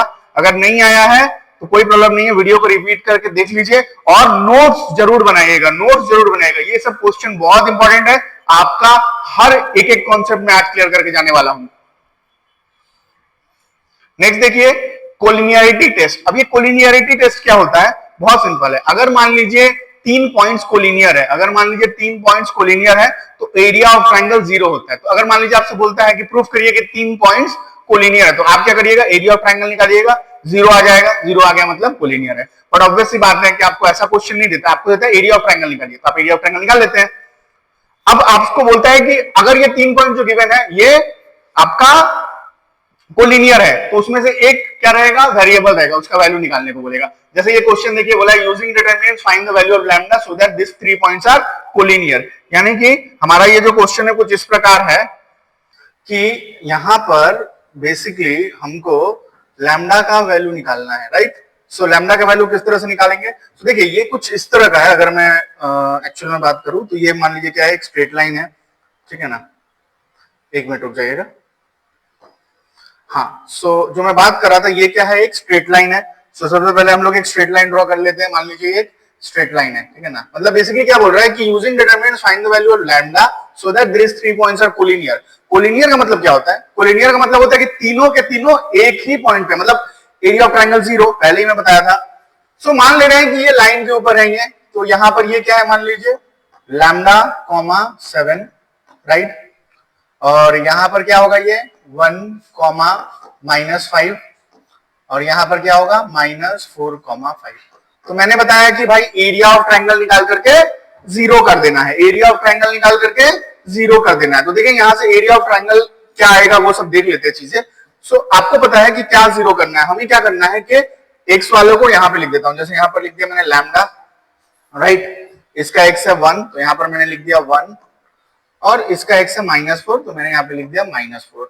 इसका y 7 -5 और यहाँ पर 5, और यहाँ पर तो आपको पता है 1 1 1। यहाँ पर सामने 1/2 होता है, लेकिन जैसे मैंने पहले भी बताया 1/2 लिखने की जरूरत नहीं है, क्योंकि वो राइट हैंड साइड से मल्टीप्लाई होकर के 0 हो जाएगा। सो ये 0 है। अब इसको बेसिकली सॉल्व करके मुझे क्या निकालना है, इसको बेसिकली सॉल्व करके मुझे लैम्डा का वैल्यू निकालना है। तो लैम्डा का वैल्यू क्या, कोई भी एक रो या फिर कोई भी एक कॉलम लेकर के मैं चाहूं तो सॉल्व कर सकता हूं। तो मैं काम करता हूं, मैं इनको लेकर के सॉल्व कर लेता हूं, इनको लेकर के मैं सॉल्व कर लेता हूं। तो सबसे पहले लैम्डा को पकड़ेंगे, तो यहाँ पे देखिए लैम्डा को मैंने पकड़ा। अच्छा, फिर अब क्या करेंगे, इसको ढकेंगे, इसको ढकेंगे, तो -5 × 1 -5, -5 × 1 -5, ठीक है। 7 को किस में लिखेंगे, 7 को ऑब्वियसली आपको पता है माइनस में लिखेंगे, -7। अब तब किसको ढकेंगे, ऊपर वाले को और इसको, तो 1 × 1 1, -4 यानी कि ये हो गया +4, ठीक है। प्लस यहां पर 1 लिखेंगे, इनको ढकेंगे, इनको ढकेंगे, 5, 1 × 5 5, माइनस 5 × 4 20, और दोनों ही माइनस है तो माइनस माइनस प्लस, यानी कि 20 हो जाएगा यहाँ पर, ठीक है। और ये किसके इक्वल आना चाहिए भाई, ये आना चाहिए 0 के इक्वल, ठीक है। अभी जो हम लोग सीख रहे हैं लैम्डा का वैल्यू कैसे करके निकालेंगे, तो देखिए यहां से हमें जो मिल गया, ये मिल गया -10 लैम्डा -7 × 5 35, ठीक है।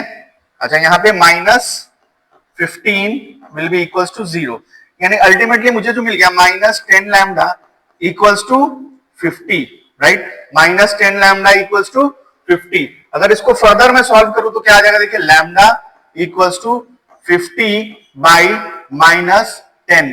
अब 50/-10 मैंने क्या किया, -10 को ट्रांसपोज कर दिया, तो यहां से हमारा लैम्डा का जो फाइनल वैल्यू वो क्या मिल गया, -5। उम्मीद करता हूं ये कॉन्सेप्ट आपको बिल्कुल अच्छे समझ में आ गया होगा कि अगर बोलता है कि 3 पॉइंट कोलिनियर है और कोई एक वेरिएबल दे देता है, जैसे एक्स वाई आर कुछ भी दे सकता है, जैसे यहाँ पर लैम्डा दिया हुआ है, तो उसका वैल्यू निकालो, तो आपको क्या करना है, एरिया ऑफ ट्रायंगल 0 कर देना है, यानी कि डिटर्मिनेंट ऐसे लिख करके उसको 0 कर देना, एक्सपेंड करके जो भी वेरिएबल दिया हुआ है उसका वैल्यू निकाल लेना है, ठीक है। इसको नोट डाउन कर लीजिए, आगे बढ़ते हैं फिर हम लोग। नेक्स्ट हमारा जो टॉपिक है बहुत ही ज्यादा इंपॉर्टेंट टॉपिक, उसका नाम है द एडजॉइंट। एक मैट्रिक्स में उसका एडजॉइंट निकालना बहुत ही एक इंपॉर्टेंट कॉन्सेप्ट होता है। क्यों इंपॉर्टेंट कॉन्सेप्ट होता है, क्योंकि अगर मैं एडजॉइंट निकाल सकता हूं, अगर मैं एडजॉइंट निकाल पाऊंगा तो ही जाकर के मैं मैट्रिक्स का इनवर्स निकाल पाऊंगा, और अगर मैं मैट्रिक्स का इनवर्स निकाल पाऊंगा तभी जाकर के मैं, अगर मुझे सिस्टम ऑफ लीनियर इक्वेशन दिया रहेगा तो उसको सॉल्व कर पाऊंगा। मतलब अभी मुझे फिलहाल मैं अभी आपको बता दे रहा हूं कि आगे क्या आने वाला है। सबसे पहले हम लोग एडजॉइंट सीखेंगे। क्यों एडजॉइंट सीखेंगे, क्योंकि हमें इनवर्स निकालना है, यानी कि इसके बाद हम लोग इनवर्स सीखेंगे। क्यों इनवर्स सीखेंगे, क्योंकि हमें इक्वेशंस को सॉल्व करना है, उसके बाद हम लोग इक्वेशंस को सॉल्व करना सीखेंगे, ठीक है। तो सबसे पहले मैं बात करता हूं कि ये एडजॉइंट होता क्या है। एडजॉइंट का मतलब लिख लीजिए आप लोग, एडजॉइंट। तो एडजॉइंट का मतलब होता है ट्रांसपोज ऑफ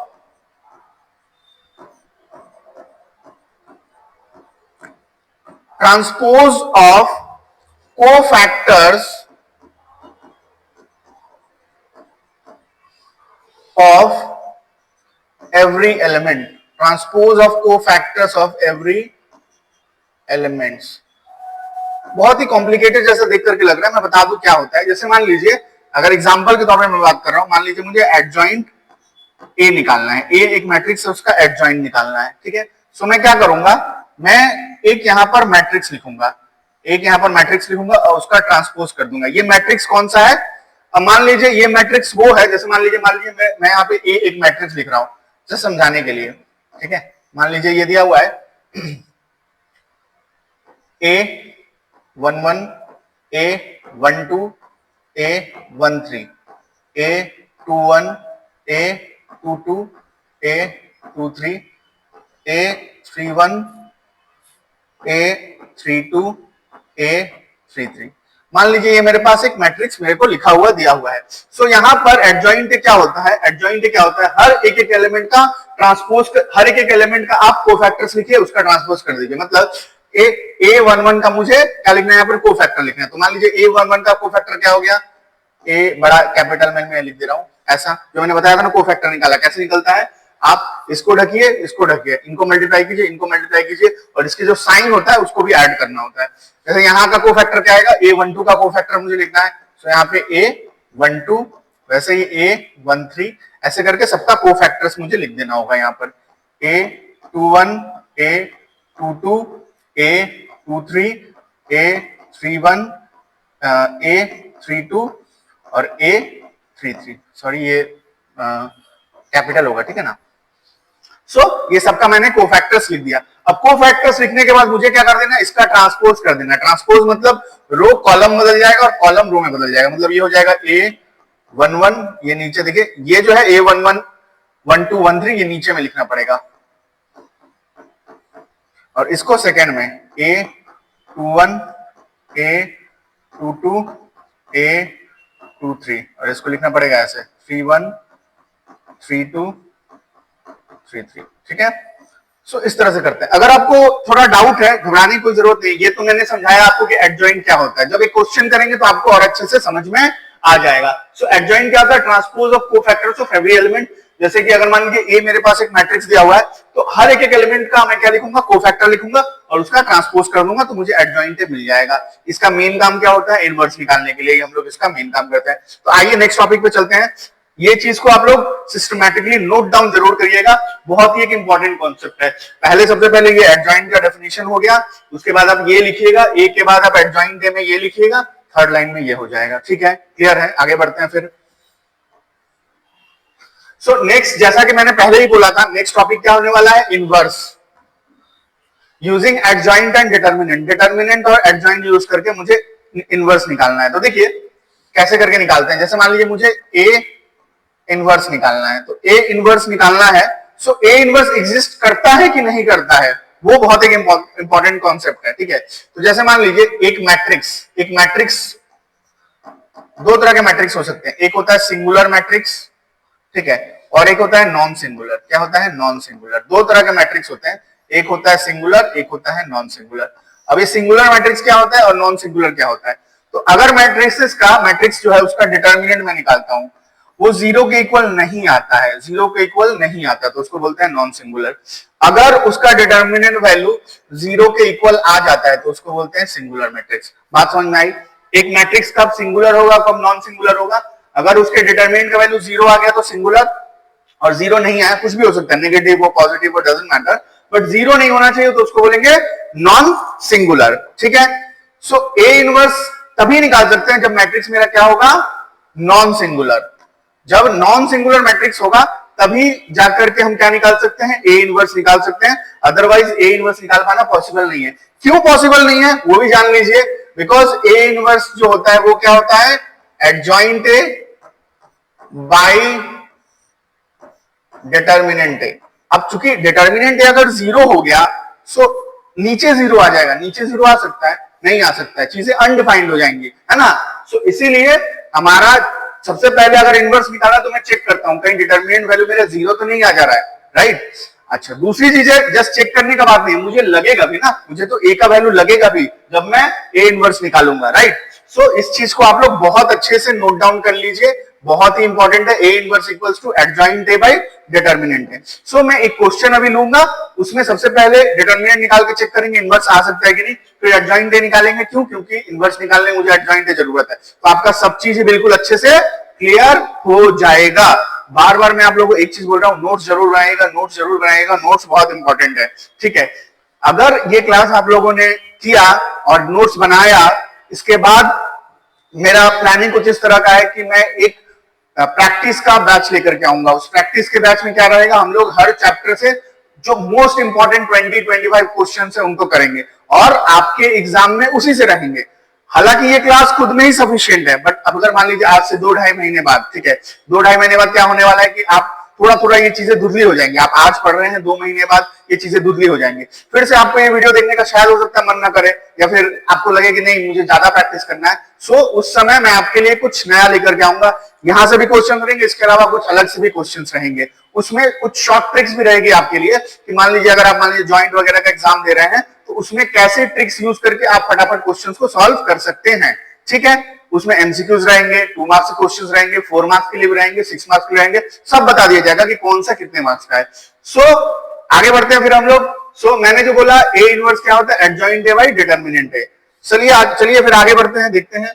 देखिए ये हमारा क्वेश्चन है, ये हमसे बोल रहा है कि इसका इनवर्स निकालिए। तो पहले तो मैं ये चेक कर लू भाई कि इनवर्स एग्जिस्ट करता भी है कि नहीं करता इसका, राइट। इसका इनवर्स एग्जिस्ट करता है कि नहीं करता, ये तो चेक करना इंपॉर्टेंट है। तो एक बार मैं चेक कर लेता हूं। तो हमारे पास मैट्रिक्स ए दिया हुआ है, मैं एक बार डिटर्मिनेंट ए निकाल लेता हूं। ठीक है, सो डिटर्मिनेंट ए मेरे पास क्या हो जाएगा, देखिए 3 -1 1 -15 6 और -5 5 -2 2। इसका मैं वैल्यू निकाल लेता हूं। तो मैंने जैसे बताया था वैल्यू निकालना बहुत सिंपल, किसी भी एक रो या किसी भी एक कॉलम को पकड़ के हम लोग वैल्यू निकाल सकते हैं। मैं इनको पकड़ता हूं, ठीक है। तो सबसे पहले 3 को लिखते हैं। 3 को लिखने के बाद पॉजिटिव में लिखेंगे, इनको ढक देते हैं। तो 6 2 जा 12। अच्छा ये माइनस माइनस प्लस, यानी कि चूंकि दिस 6 इंटू 2 माइनस ये होता है ना, तो ये ऑलरेडी देखिए 10 आ रहा है प्लस में, तो इसलिए -10, ठीक है, क्योंकि 12 -10 हो जाएगा। फिर -1 यहाँ पे लिखेंगे। बट यहाँ पे जो क्या होता है, सेकेंड वाला जब लिखता है तो साइन को चेंज करना होता है, साइन को चेंज करना होता है, तो ये +1 हो जाएगा। अब जब मैंने इसको पकड़ लिया है तो मैं इनको ढकता हूं। तो ये देखिए -30, ये आ गया -30। इनको ढकता हूं तो इनको मल्टीप्लाई किया -30 और ये आ गया -25, बट इसलिए +25, साइन चेंज होके। मतलब पहले इनको मल्टीप्लाई करता हूं फिर माइनस करके लिखना होता है। फिर 1 को पकड़ता हूं तो +1। अब 1 को पकड़ा तो इनको रखता हूं माइनस, यानी कि 30 हो गया। 50 -15 into -2 minus minus plus 15 into 2 30 -6 into 5 ये भी 30, ठीक है। सो फाइनली हमारा जो आ गया यहाँ पर देखिए 3 इंटू ये 2 प्लस यहां पर आ जाएगा फाइन, ठीक है। तो यहां पर जो आ गया हमारा देखिए ये आ गया 3 इंटू 2 और यहां पर आ गया -5, ठीक है। तो हमारे डिटरमिनेंट का वैल्यू क्या आ गया, 6 - 5 यानी कि 1। हमारे डिटरमिनेंट का वैल्यू क्या आ गया, 1। डिटरमिनेंट का वैल्यू क्या आ गया, 1। सो 1 जो होता है वो 0 के इक्वल नहीं होता है ना, यानी कि इसका इनवर्स एग्जिस्ट करता है, इसका इनवर्स एग्जिस्ट करता है। अब इनवर्स एग्जिस्ट करता है तो ठीक है, चलिए इसको आप लोग नोट डाउन कर लीजिए। मैं इसको थोड़ा छोटा करने वाला हूं अभी, ठीक है, तो कोई दिक्कत नहीं है, ठीक है, इसको रख सकते हैं, कोई परेशानी नहीं है। इसको आप लोग जल्दी से नोट डाउन कर लीजिए। इसके बाद हम लोग एडजॉइन निकालेंगे। क्यों, क्योंकि मुझे पता है भाई कि ए इनवर्स अगर मुझे निकालना है, मुझे क्या निकालना है, ए इनवर्स निकालना है, तो मुझे क्या चाहिए, एडजॉइंट ए भी चाहिए, एडजॉइंट ए चाहिए। और डिटर्मिनेंट ए तो मैं ऑलरेडी निकाल चुका हूं, डिटर्मिनेंट ए तो मैं ऑलरेडी निकाल चुका हूं, है कि नहीं। तो मुझे अब एडजॉइंट ए निकालने की जरूरत है, तो एडजॉइंट ए निकाल कर देखते हैं, ठीक है। तो इस क्वेश्चन को मैं एक बार ले लेता हूं ताकि हम लोग एडजॉइंट ए निकाल पाए, ठीक है ना।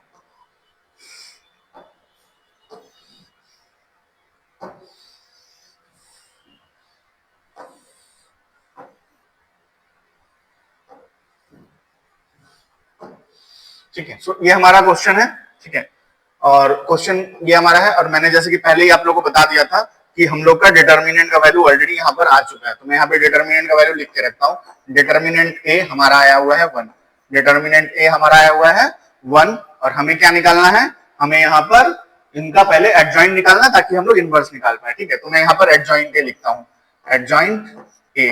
सो एडजॉइंट ए क्या होता है, ये होता है transpose of cofactor of every element. तो ट्रांसपोज होगा किसका, हर एलिमेंट के कोफैक्टर का। तो सबसे पहले जैसे कि हम लोग, मैं बात कर रहा हूं 3 का, मैं कोफैक्टर निकालने वाला हूं। 3 का कोफैक्टर कैसे निकलेगा, इसको ढकिए, इसको ढकिए, 6 इंटू 2 12, 12 माइनस 10, 12 माइनस 10 कितना आ गया, 12 माइनस 10 2, ठीक है ना। देखिए इसको ढका, इसको ढका, 6 इंटू 2 12 माइनस 5 इंटू -2 10 हो गया, यानी कि 12 माइनस 10 2, ठीक है। अब उसी तरह से मैं काम करता हूं, उसी तरह से मैं अब -1 के लिए भी पकड़ूंगा, ठीक है। सो -1 के लिए पकड़ता हूं, बट होता क्या, देखिए जो भी आएगा आंसर उसका साइन चेंज कर लिखना पड़ेगा, पहला प्लस दूसरा माइनस, ठीक है। ऐसे ही होता है ना कोफैक्टर।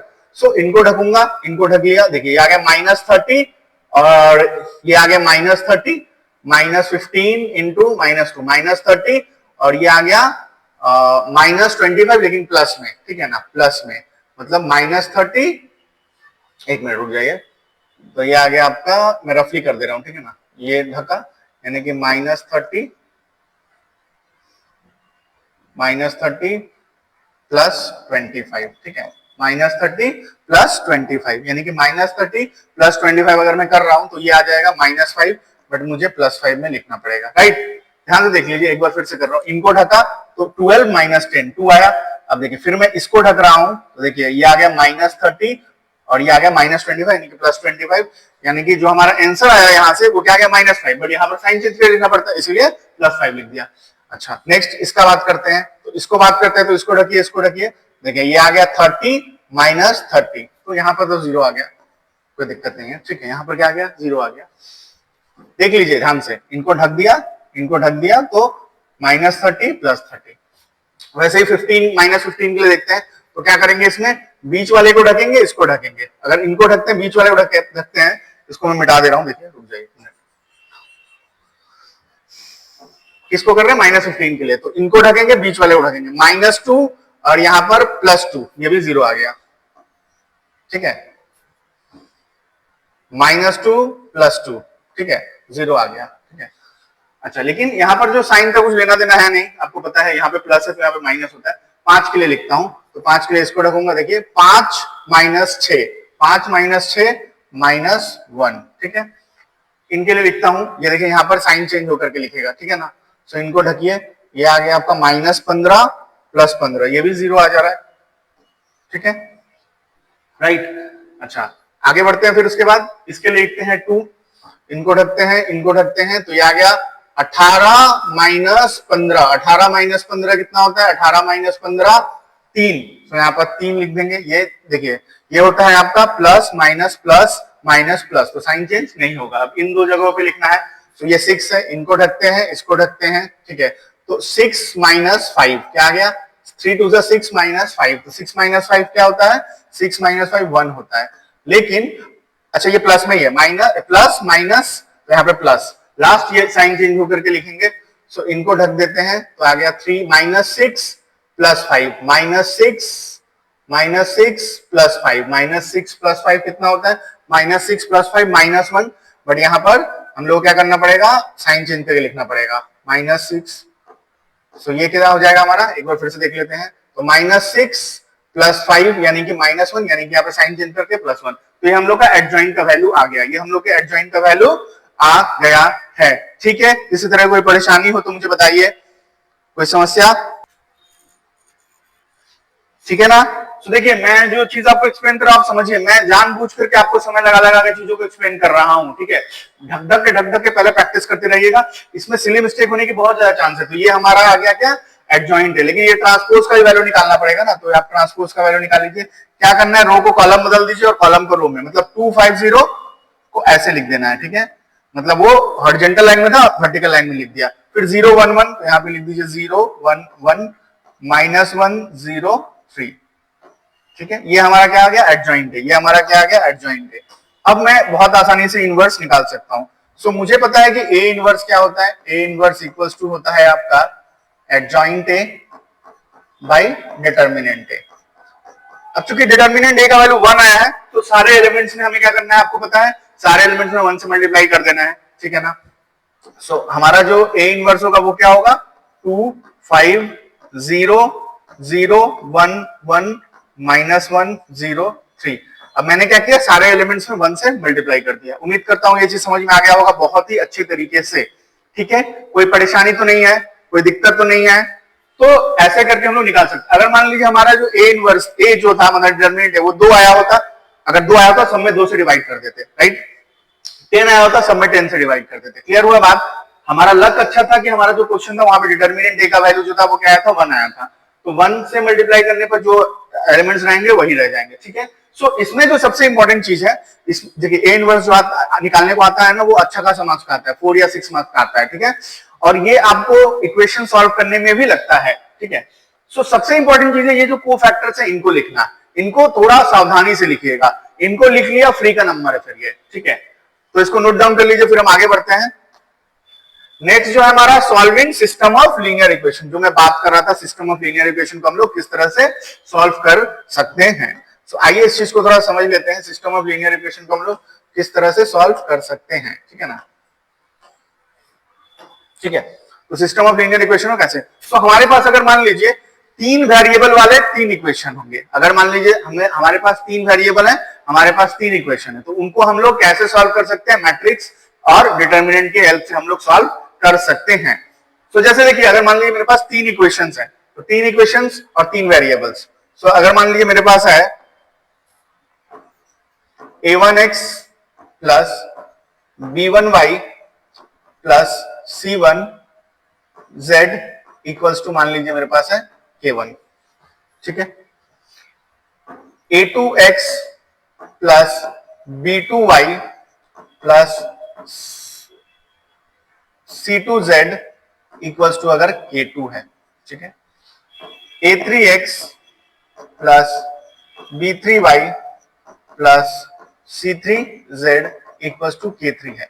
अगर तीन इक्वेशन है, इनको सॉल्व करके मुझे अगर x y z का वैल्यू निकालना है, तो यहां से मुझे क्या मिल सकता है, दो तीन मैट्रिक्सेस मिल सकता है। जैसे मान लीजिए मुझे एक मैट्रिक्स मिल गया ए क्या होगा, x के सारे कोएफिशिएंट यहां पे लिख दीजिए, a1 a2 a3, यहां पे लिख दीजिए y के कोएफिशिएंट b1 b2 b3, यहां पे लिख दीजिए z के कोएफिशिएंट c1 c2 c3।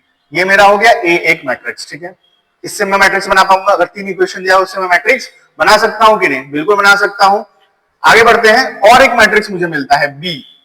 अब ये बी मैट्रिक्स क्या होता है, ध्यान से समझिएगा। बी होता है यहाँ पे जो भी वेरिएबल्स दिए हुए हैं, सॉरी कांस्टेंट दिए हुए हैं, जो वैल्यू आया है वो हो गया k1 k2 k3। और एक मैट्रिक्स अगर मैं बात करूं तो वो होता है x। अब ये जो x है यही हमारा है x y z, जिनका वैल्यू हमें निकालना है, ठीक है। सो अगर तीन इक्वेशन दिया हुआ है, आप तीन इक्वेशन की हेल्प से ये तीन मैट्रिक्स लिख सकते हो कि नहीं, बिल्कुल लिख सकते हो, बहुत सिंपल है लिखना, ठीक है। अगर ये लिख लिया तो काम खत्म।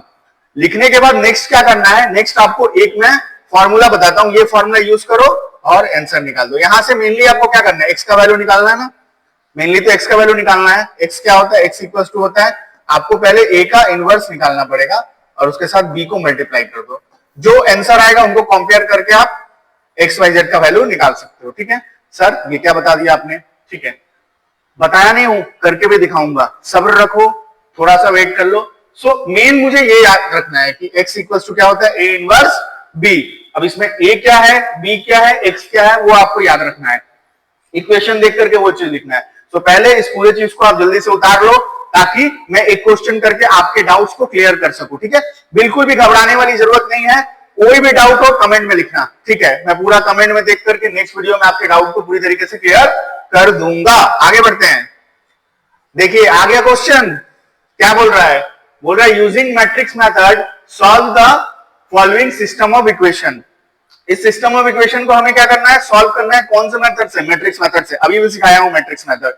सो कैसे सॉल्व करेंगे, तो सबसे पहले मैं एक ए निकालना पड़ेगा ना मुझे, पहले मैं क्या करूंगा, देखो सॉल्व करने के लिए क्या है, एक्स इक्वल्स टू क्या होता है, ए इनवर्स बी। तो पहले पता तो चले कि एक्स क्या है, ए क्या है, बी क्या है।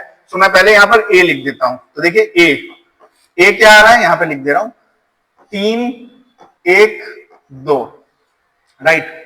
ये आ गया, देखिए 2 कोफिशिएंट में माइनस भी लिखना होता है, -1 2 3 1, ये हमारा क्या आ गया, ए का वैल्यू, ठीक है, ये हमारा आ गया ए। अच्छा बी क्या होगा भाई, देखिए बी 3 6 2, फिर एक्स क्या है, एक्स तो फिक्स है, एक्स क्या होता है, एक्स फिक्स होता है, वो होता है एक्स वाई जेड, मतलब वेरिएबल्स जो होते हैं, ठीक है ना। तो ऐसे करके हमें पता चल गया। अब नेक्स्ट क्या क्या करना है, देखिए बी तो हमारे पास ऑलरेडी ये चीज बी जो है ये अवेलेबल है, ये एक्स भी अवेलेबल है। ए इनवर्स निकालना पड़ेगा, क्योंकि ए इनवर्स हमारे पास अवेलेबल नहीं है, ए इनवर्स हमारे पास अवेलेबल नहीं है, हमारे पास क्या है ए। सो ए से क्या निकालना है, a inverse, right. So a inverse निकालने के मैं बताया हूं आपको फॉर्मूला। ए इनवर्स निकालने के लिए क्या होता है, सबसे पहले आप एक काम करो, पहले डिटर्मिनेंट ए निकालो, फिर एडजॉइंट ए निकालो, फिर एडजॉइंट ए में डिटर्मिनेंट ए से डिवाइड दे दो, बात खत्म। तो पहले मैं डिटर्मिनेंट ए तो निकाल लूं, तो आओ डिटर्मिनेंट ए निकाल के देखते हैं क्या वैल्यू आता है 3 1 2 2 2 2 3 -1 1। सो कोई भी एक रो या कोई भी एक कॉलम लेकर के मैं इसको सॉल्व करने वाला हूं। मान लो मैं इसको ले लेता हूं, किसी एक को ले लो, तो इसको ले लूं क्या, इसको ले लो, चलो ठीक है। सो इसको लेकर के सॉल्व करने की कोशिश करते हैं। तो पहले 3 को लिखूंगा, ठीक है। अब इसको ये ढकूंगा, 2 2 1 और -3 यानी कि +3, मतलब 2 +3, ठीक है ना। 2 2 1 +3 मतलब -3 आ रहा है, लेकिन this into this minus this into this होता है, तो माइनस माइनस प्लस हो गया। फिर ये 2 लूंगा तो इसको माइनस में लिखूंगा, इस 2 को माइनस में लिखूंगा, इसको ढको, ऊपर वाले को ढको, तो 1 - 6, ये क्या आ जाएगा 1 - 6, ठीक है। फिर इनको पकड़ो तो ये प्लस में 2 लिखना पड़ेगा, सो इनको ढको, तो -1 - 4 ये आ गया, -1 -4, ठीक है। सो नेक्स्ट हम लोग लिख सकते हैं, देखिए आ गया 3 × 5। अभी देखिए -5 आया तो प्लस हो गया, +10, ठीक है। अब ये आ जाएगा, 5 × 10। एक मिनट, कुछ मिस्टेक हुआ है क्या, एक मिनट रुक जाइए, ये 2 है ना, तो इनको रखता हूं, ठीक है। सो 1 × 1 -1 और -4 मतलब -5, ठीक है, -5, ठीक है। ओके ओके ओके, यहाँ पर ना एक मिस्टेक हुआ है, यहाँ पर देखिए -2 है ना जेड में, तो यहाँ पर माइनस रहेगा, ठीक है, यहाँ पर भी माइनस रहेगा। सो इन दैट केस यहाँ पर आपको माइनस लिखना पड़ेगा, ठीक है। सो ये जो होगा, ठीक है, ये जो होगा माइनस होगा, ठीक है ना। सो ये -5 हुआ और ये -2, तो यानी कि ये +10 हो गया, ठीक है। सो क्या आ गया, 15 + 10 25 + 10 35, यानी कि हमारा ये 35 आ गया। अब ये 35 क्या, डिटर्मिनेंट का जो वैल्यू आया 35, ये क्या 0 के इक्वल है, नहीं है ना, 0 के इक्वल नहीं है, यानी कि इसका इनवर्स एग्जिस्ट करता है। चलिए, हमें डिटर्मिनेंट ए का वैल्यू तो पता चल गया भाई कि 35 होगा, डिटर्मिनेंट ए का वैल्यू क्या हो गया 35। अब क्या करना, एडजॉइंट ए निकालना है। तो पहले मुझे पता हो कि ए क्या है तब ना, तो ए को मैं यहां से ले लेता हूं, ठीक है, ए को मैं यहां से लेकर के उसका एडजॉइंट ए निकालूंगा, ठीक है ना।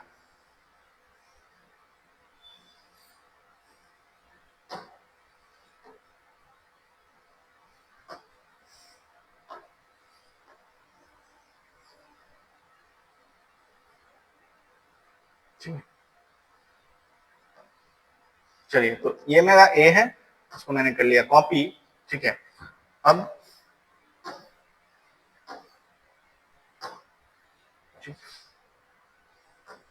ये हमारा आ गया यहाँ पे, ठीक है, ये हमारा क्या है, ए है, ठीक है ना। सो ये है हमारा ए, ठीक है। सो यहां से हमको क्या निकालना है, हमको यहां से निकालना है मेरा एडजॉइंट ए। ऑलरेडी मुझे पता चल चुका है कि डिटर्मिनेंट ए का वैल्यू कितना आ गया भाई 35, ठीक है। और ये हमारा है ए, हमको क्या निकालना है एडजॉइंट ए, हमको क्या निकालना है एडजॉइंट ए, राइट, हमको क्या निकालना है एडजॉइंट ए। क्लियर है, हमको क्या निकालना है एडजॉइंट ए। तो किस तरह से निकालेंगे देखो। सो एडजॉइंट ए का मतलब क्या होता है, आप क्या करो, सारे एलिमेंट्स के कोफैक्टर लिखो, सारे एलिमेंट्स के कोफैक्टर लिखो और उसका ट्रांसपोज कर दो। तो मैं वही कर रहा हूं, देखिए एडजॉइंट ए यहां पर मैं लिख रहा हूं, ठीक है ना। सो एडजॉइंट ए, अब ये एडजॉइंट ए क्या है, एक मैट्रिक्स ही है, जिसका ट्रांसपोज होगा वो मैट्रिक्स क्या होगा, सारे एलिमेंट्स का ट्रांसपोज लिखो, ठीक है। सो देखिए मैं यहाँ पे 3 का ट्रांसपोज अगर लिखूंगा तो इनको ढकता हूं, 2 2 1 2 × 1 2 -3 यानी कि 5 हो गया, देखिए 2 -3 यानी कि -+3 5। वैसे ही 2 को अगर यहाँ पे लेता हूं तो इनको ढकूंगा, नेगेटिव में रहेगा साइन, याद रखिएगा, जो भी आएगा साइन चेंज होगा। तो इनको ढकता हूं 1 -6 1 -6। अब 1 - 6 क्या होता है, फिर से एक बार देख लेते हैं।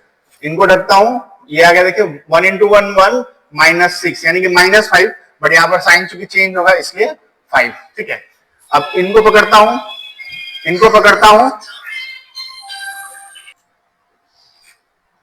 ठीक है ना। सो यहां पर जो मैं बात कर रहा था कि सबका हमको क्या लिखना है, कोफैक्टर्स लिखने हैं, तो इसका कोफैक्टर 5 आ गया। अब इनका कोफैक्टर ये पॉजिटिव में मतलब सेम साइन रहेगा जो भी आएगा, इनको ढकता हूं तो -1 और यहां पर -4, -1 और -4 -5, अच्छा -5 आ गया, चलो अच्छी बात है।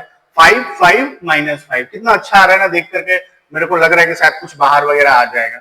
ठीक है, कोई प्रॉब्लम नहीं है। नीचे वाले देखते हैं, तो इनको ढको और इनको ढको। इनको ढकोगे तो 2 into 2 1 minus 2 into 2 sorry 2 into 2 2 minus 2 2 minus 2 0, यहाँ पर एक 0 आते हुए दिख रहा है मुझे। ठीक है, अब इसको पकड़ते हैं, इनको पकड़ो।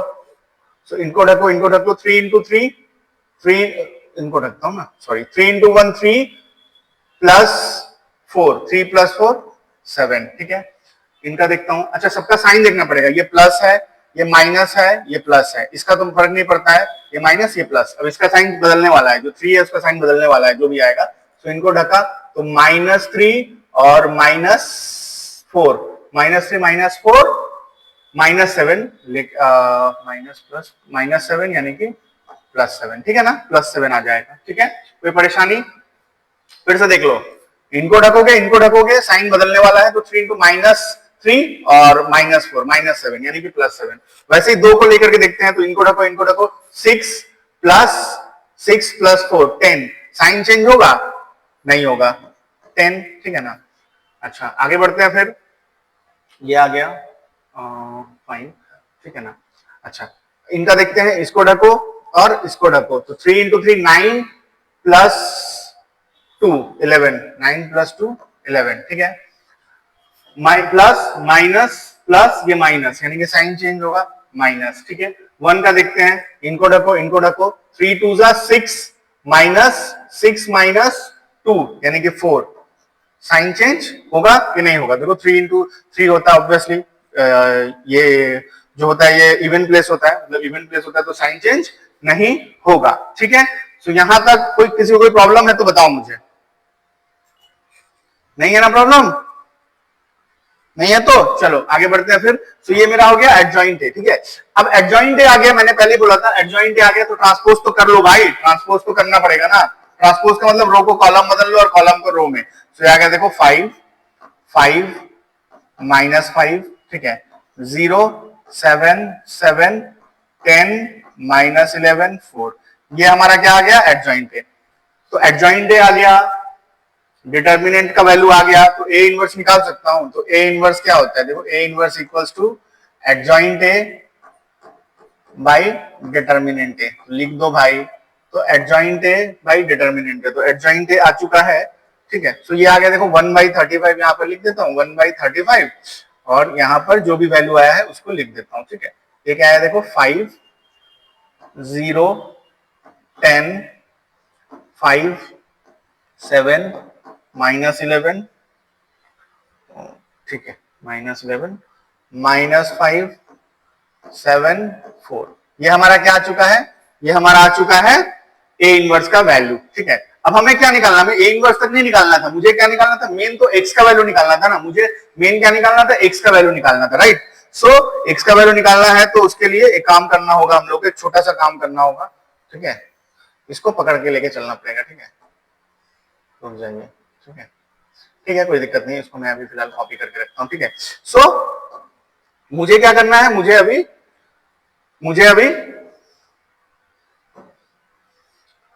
अभी ए इनवर्स तो निकाल लिया हूं, अब मुझे क्या करना है? फॉर्मूला जो मैंने बताया था उस पर लगाना है। ठीक है ना। सो जो भी हो इसको ले लेते हैं। ठीक है ना। ठीक है,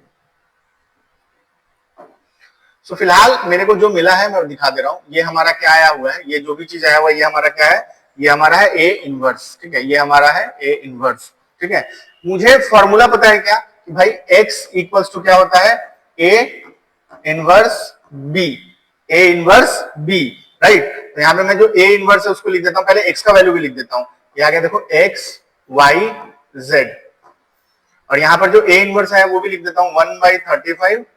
ठीक है, 5 0 10 5 0 10 5 7 -11 -5 7 4। और देखो बी भी मैं यहाँ पे लिख देता हूँ, बी तो मैं पहले से ही लिख करके लेकर के आया था। बी तो एक बार चेक कर लेते हैं बी का वैल्यू क्या है। सो देखो यहाँ पर बी का वैल्यू है 362। क्या है? 362। तो 362 ले लेते हैं। ठीक है, बी क्या आ गया मेरा? 362। अब देखो मैट्रिक्स में मैं सिखाया था मल्टीप्लाई कैसे करते हैं, मैट्रिक्स में मैं पहले ही सिखा चुका हूं मल्टीप्लाई कैसे करते हैं। तो देखो मल्टीप्लाई करेंगे तो आ गया 1/35, इनको मल्टीप्लाई करते हैं तो क्या होता है, पहले वाले के साथ पहले वाले को मल्टीप्लाई करना होता है। क्या 5 के साथ 3 को, मतलब 7 मेथड में ना इनके साथ इसको करना होता है। 5 के साथ 3 को मल्टीप्लाई करो 15, ठीक है। फिर 0 के साथ 6 को मल्टीप्लाई करो, 0 है नहीं लिखूंगा। 10 के साथ 2 को मल्टीप्लाई करो, 10 इंटू 2 20, ठीक है। चलो बहुत अच्छी बात है। अब 5 के साथ 3 को मल्टीप्लाई करो 15, 7 के साथ 6 को मल्टीप्लाई करो 42, 11 के साथ 2 को 22, ठीक है। चलो वैसे -5 के साथ 3 को -15, 7 के साथ 6 को 42 और ये 8, ठीक है। ये हमारा आ गया। फाइनली जब मैं देखता हूं इसका एक्चुअल मतलब क्या आता है, ध्यान से देखना, तो ये आ गया 1/35। ये देखो ये कितना हो गया तुम्हारा 35, ये भी देखो ये 20 15, ये भी 35 आ गया। अच्छा ये हो गया 50 में से 15, ये भी 35, तीनों का तीनों 35। तो मैं पहले ही बताया था कि मैट्रिक्स में क्या होता है, सारे एलिमेंट से डिवाइड हो जाता है। अगर 1/35 पे सब में डिवाइड करोगे तो फाइनली क्या आ गया, देखो यहाँ पे आ गया 1 1 1। यानी हमको जो मिला फाइनली वो क्या मिला, देखो यहाँ पर x लिखा हुआ था, y लिखा हुआ था, z लिखा हुआ था, और यहाँ पर हमारा फाइनली क्या आ गया 1 1 1। यानी कि इससे हमको क्या पता चला कि x का वैल्यू कितना है 1 है, y का वैल्यू भी क्या है 1 है, और z का वैल्यू भी 1 है, ठीक है। सो ये जो क्वेश्चन मैंने अभी सॉल्व कराया, ये जो मैंने अभी सॉल्व कराया, ये 6 मार्क्स का आता है। आपके एग्जाम में कितने मार्क्स का आता है, 6 मार्क्स का। तो इसको बहुत अच्छे से करोगे, ठीक है, ठीक है। अच्छा ये कभी कभी क्या होता है ना, फ्रैक्शन में आता है, घबराने वाली कोई बात नहीं है, फ्रैक्शन में भी आ सकता है। सो ये जो मैंने अभी कराया इसको बहुत अच्छे से करोगे। इसको अगर स्क्रीनशॉट लेना चाहते हो तो ले लो, बड़ा है लेकिन 6 मार्क्स लेकर के जाएगा, और उतना भी कुछ नहीं, बस थोड़ा सा कैलकुलेशन है, इसको बहुत अच्छे से सीखना है। ए इनवर्स निकालने का तरीका, सबसे पहले क्या करना है, आपको ए निकाल, एक इक्वेशन दिया रहेगा उससे ए निकालना है, फिर उसके बाद बी निकालना है, फिर एक्स निकालना है, मतलब देख के आप लिख सकते हो। फिर क्या करना है, फॉर्मूला है x equal to a inverse b. So a inverse निकालना है। ए इनवर्स कैसे निकालोगे, सबसे पहले डिटर्मिनेंट ए निकालोगे। डिटर्मिनेंट से पता चल गया कि ए इनवर्स एग्जिस्ट करता है कि नहीं करता है, चलो करता है, ऑब्वियसली दिया है तो करता ही होगा। फिर क्या करोगे, एडजॉइंट है। एडजॉइंट क्या, ए क्या होता है, जितने भी एलिमेंट्स है सबका कोफैक्टर लिखो, उनका ट्रांसपोज कर दो, ठीक है, खत्म, बिल्कुल। आगे बढ़ते हैं फिर। अब देखो जरूरी नहीं है कि जो क्वेश्चन हो वो क्या हो, आपको ऑलरेडी इक्वेशन दे दिया हो, कभी कभी इक्वेशन बनाना पड़ सकता है, ठीक है। So to raise the money for an orphanage student of 3 school A, B, C organized an exhibition in their residential colony where they sold paper bags, scrap bags and pastel sheet। क्या क्या चीजें बेच रहे हैं, paper bag, scrap book और pastel sheet, ये 3 चीजें भेज रहे हैं बाय यूजिंग रिसाइकल्ड पेपर, ठीक है। Student of school A 30 paper bags, 20 scrap bags और 10 पेस्टल बेचे और 410 रुपए मिले। बी वाले भी वैसे कुछ कुछ बेचे हैं, उनको कुछ रुपए मिले हैं। सी वाले भी कुछ कुछ बेचे हैं, उनको कुछ मिले हैं, ठीक है। तो बोला है वही कि एक एक का दाम निकालो, एक एक का दाम निकालो। तो ये बेसिकली एक तरह से इक्वेशन ही है, इक्वेशन वाला ही है, बस यहाँ पर इक्वेशन बना करके नहीं दिया है। सो मैं क्या चाहता हूं, मैं इक्वेशन आपको बना करके समझा देता हूं, इसको आप लोग सॉल्व करोगे। मुझे पेपर बैग, स्क्रैप बुक्स और पेस्टल शीट एक एक का दाम क्या है कमेंट में चाहिए, मतलब चाहिए, ठीक है। लास्ट वीडियो में किसी ने कमेंट नहीं किया जो मैं क्वेश्चन दिया हूं, मैं इतना मेहनत कर रहा हूं तो मुझे आंसर कमेंट में चाहिए, मतलब चाहिए, बात खत्म। तो चलो स्टार्ट करते हैं फिर, बहुत आसान है ये भी, ठीक है। सो मैं मान लेता हूं कि एक जो मेरा पेपर बैग है ना, एक मान लो मेरा पेपर बैग है, पेपर बैग, उसका दाम मान लो मैं मान ले रहा हूं एक तो 100 रुपया है, ठीक है। एक तो स्क्रैप बुक है, एक तो स्क्रैप बुक है, उसका दाम मान ले रहा हूं ₹Y है, ठीक है। और एक तो पेस्टल शीट, एक तो पेस्टल शीट का दाम कितना मान लो ₹Z है, ठीक है, मैंने ये मान लिया, ठीक है ना, ये इनका प्राइस है, ठीक है। तो आंसर फाइनली क्या बोल रहा है कि वही एक एक का दाम निकालो, ठीक है। तो XYZ का दाम निकालना है मुझे, एक एक XYZ का वैल्यू निकालना है। अब पहला वाले ग्रुप का बात कर रहा हूं, ए ने कितना पेपर बैग सोल्ड किया 30, तो कितने रुपए का गया होगा 36 रुपीज का। 20 तो स्क्रैप बुक मतलब 20Y रुपीज का, और 10 तो पेस्टल शीट यानी कि 10Z रुपीज का। तो कितना टोटल खर्चा बैठा है भाई, 410 रुपए, ठीक है। ये मेरा एक इक्वेशन बन गया। दूसरा इक्वेशन क्या है, बी का बात करते हैं। 20 पेपर बैग यानी कि 20x, 10 स्क्रैप बुक मतलब 10y और 10 पेस्टल शीट यानी कि 10z इक्वल्स टू, एक मिनट रुक जाओ, 20 पेपर बैग, 10 स्क्रैप बुक और 20 पेस्टल शीट, 20 होगा ये, ठीक है ना, 20 पेस्टल शीट, तो 290 रुपए इन्होंने कलेक्ट किया है। चलो बहुत अच्छी बात है। तीसरे वाले ग्रुप की बात करते हैं, 20 पेपर बैग, चलो 20 पेपर बैग, अच्छा 20 स्क्रैप बुक, चलो 20 स्क्रैप बुक और 20 पेस्टल शीट यानी कि 20z इन्होंने ये सेल किया है। तो इनको क्या मिला है, 440 रुपए, 440 रुपए, ठीक है। सो ये मेरा इक्वेशन है। अगर तुम इसको सिंप्लीफाई करना चाहते हो तो कर सकते हो, देखो सब में से एक करके जीरो हटा दो। सो ये कुछ ऐसा हो जाएगा, देखो 3x plus 2y plus z equals to 41, ठीक है। ये हो जाएगा 2x plus y plus 2z equals to 29 और ये हो जाएगा 2x plus 2y plus 2z equals to 44। इसको और अच्छा से अगर दो भी निकाल सकते हैं, सब में से दो ही निकाल सकते हैं, सो निकाल के ही लिख देते हैं, ठीक है ना, इजी पड़ेगा, ठीक है। तो सब में से दो भी निकल सकता है ना, तो ये हो जाएगा 20 निकाल दे रहा हूं सब में से, ठीक है ना। सो ये हो गया, देखो x plus y plus z will be 22, ठीक है ना, 20 20 20, तो ये हो गया 22। अब इन तीन इक्वेशंस को निकाल करके x y z का वैल्यू कैसे निकालोगे, इनवर्स वाले मेथड से, ठीक है, और वो मुझे कमेंट में लिख करके सभी बताएंगे। क्लियर है बात, किसी कोई परेशानी? चलो आगे बढ़ते हैं फिर। नेक्स्ट एक रूल होता है, उसको बोलते हैं क्रेमर्स रूल। एक क्या रूल होता है, क्रेमर्स रूल। बहुत ही सिंपल सा रूल होता है। इसमें भी क्या करते हैं हम लोग, इसमें भी मेन हम लोग का काम क्या होता है, वही एक्स वाई जेड का वैल्यू ही निकालते हैं, एक्स वाई जेड का वैल्यू ही निकालते हैं। सो ऑलरेडी हम लोग वैल्यू निकालना सीख चुके हैं, ठीक है। सो ये कुछ बोर्ड्स के सिलेबस में होता है, कुछ बोर्ड्स के सिलेबस में नहीं होता है, फिर मैं बता देता हूं, बहुत सिंपल होता है, ठीक है। जैसे हम लोगों ने बात किया, तीन इक्वेशन हमारे को दिए रहेंगे हमको, जैसे a1x plus b1y plus c1z equals to 0। वैसे ही रहेगा, देखो a2x plus b2y plus c2z equals to, अच्छा 0 नहीं रहेगा एक्चुअली, कोई एक वेरिएबल मान लो ले लेते हैं, ठीक है ना, मान लो कोई एक वेरिएबल ले लेते हैं, मान लो वेरिएबल मैंने ले लिया k1, यहां पर k2, जो पहले सॉल्व करते बिल्कुल उसी तरह से, b3y plus c3z equals to k3, ठीक है। अब हम लोग क्रेमर्स रूल यूज करके इसको कैसे सॉल्व कर सकते हैं, तो देखो सबसे पहले हमें यहाँ पे एक डिटर्मिनेंट लिखना होगा। वो डिटर्मिनेंट क्या होता है, ध्यान से समझना, वो डिटर्मिनेंट क्या होता है, जो d a1 a2 a3 b1 b2 b3 c1 c2 c3, ठीक है। हमको क्या मिल गया, d नाम का एक डिटर्मिनेंट मिल गया। फिर वैसे ही करके मैं d1 नाम का एक डिटर्मिनेंट निकालूंगा। अभी d1 नाम का डिटर्मिनेंट कैसे निकलेगा, मैं क्या करूंगा, x वाले के जगह पे क्या करूंगा, ये जो कांस्टेंट है ना उसको रिप्लेस कर दूंगा, बाकी सबको वैसे ही लिख दूंगा।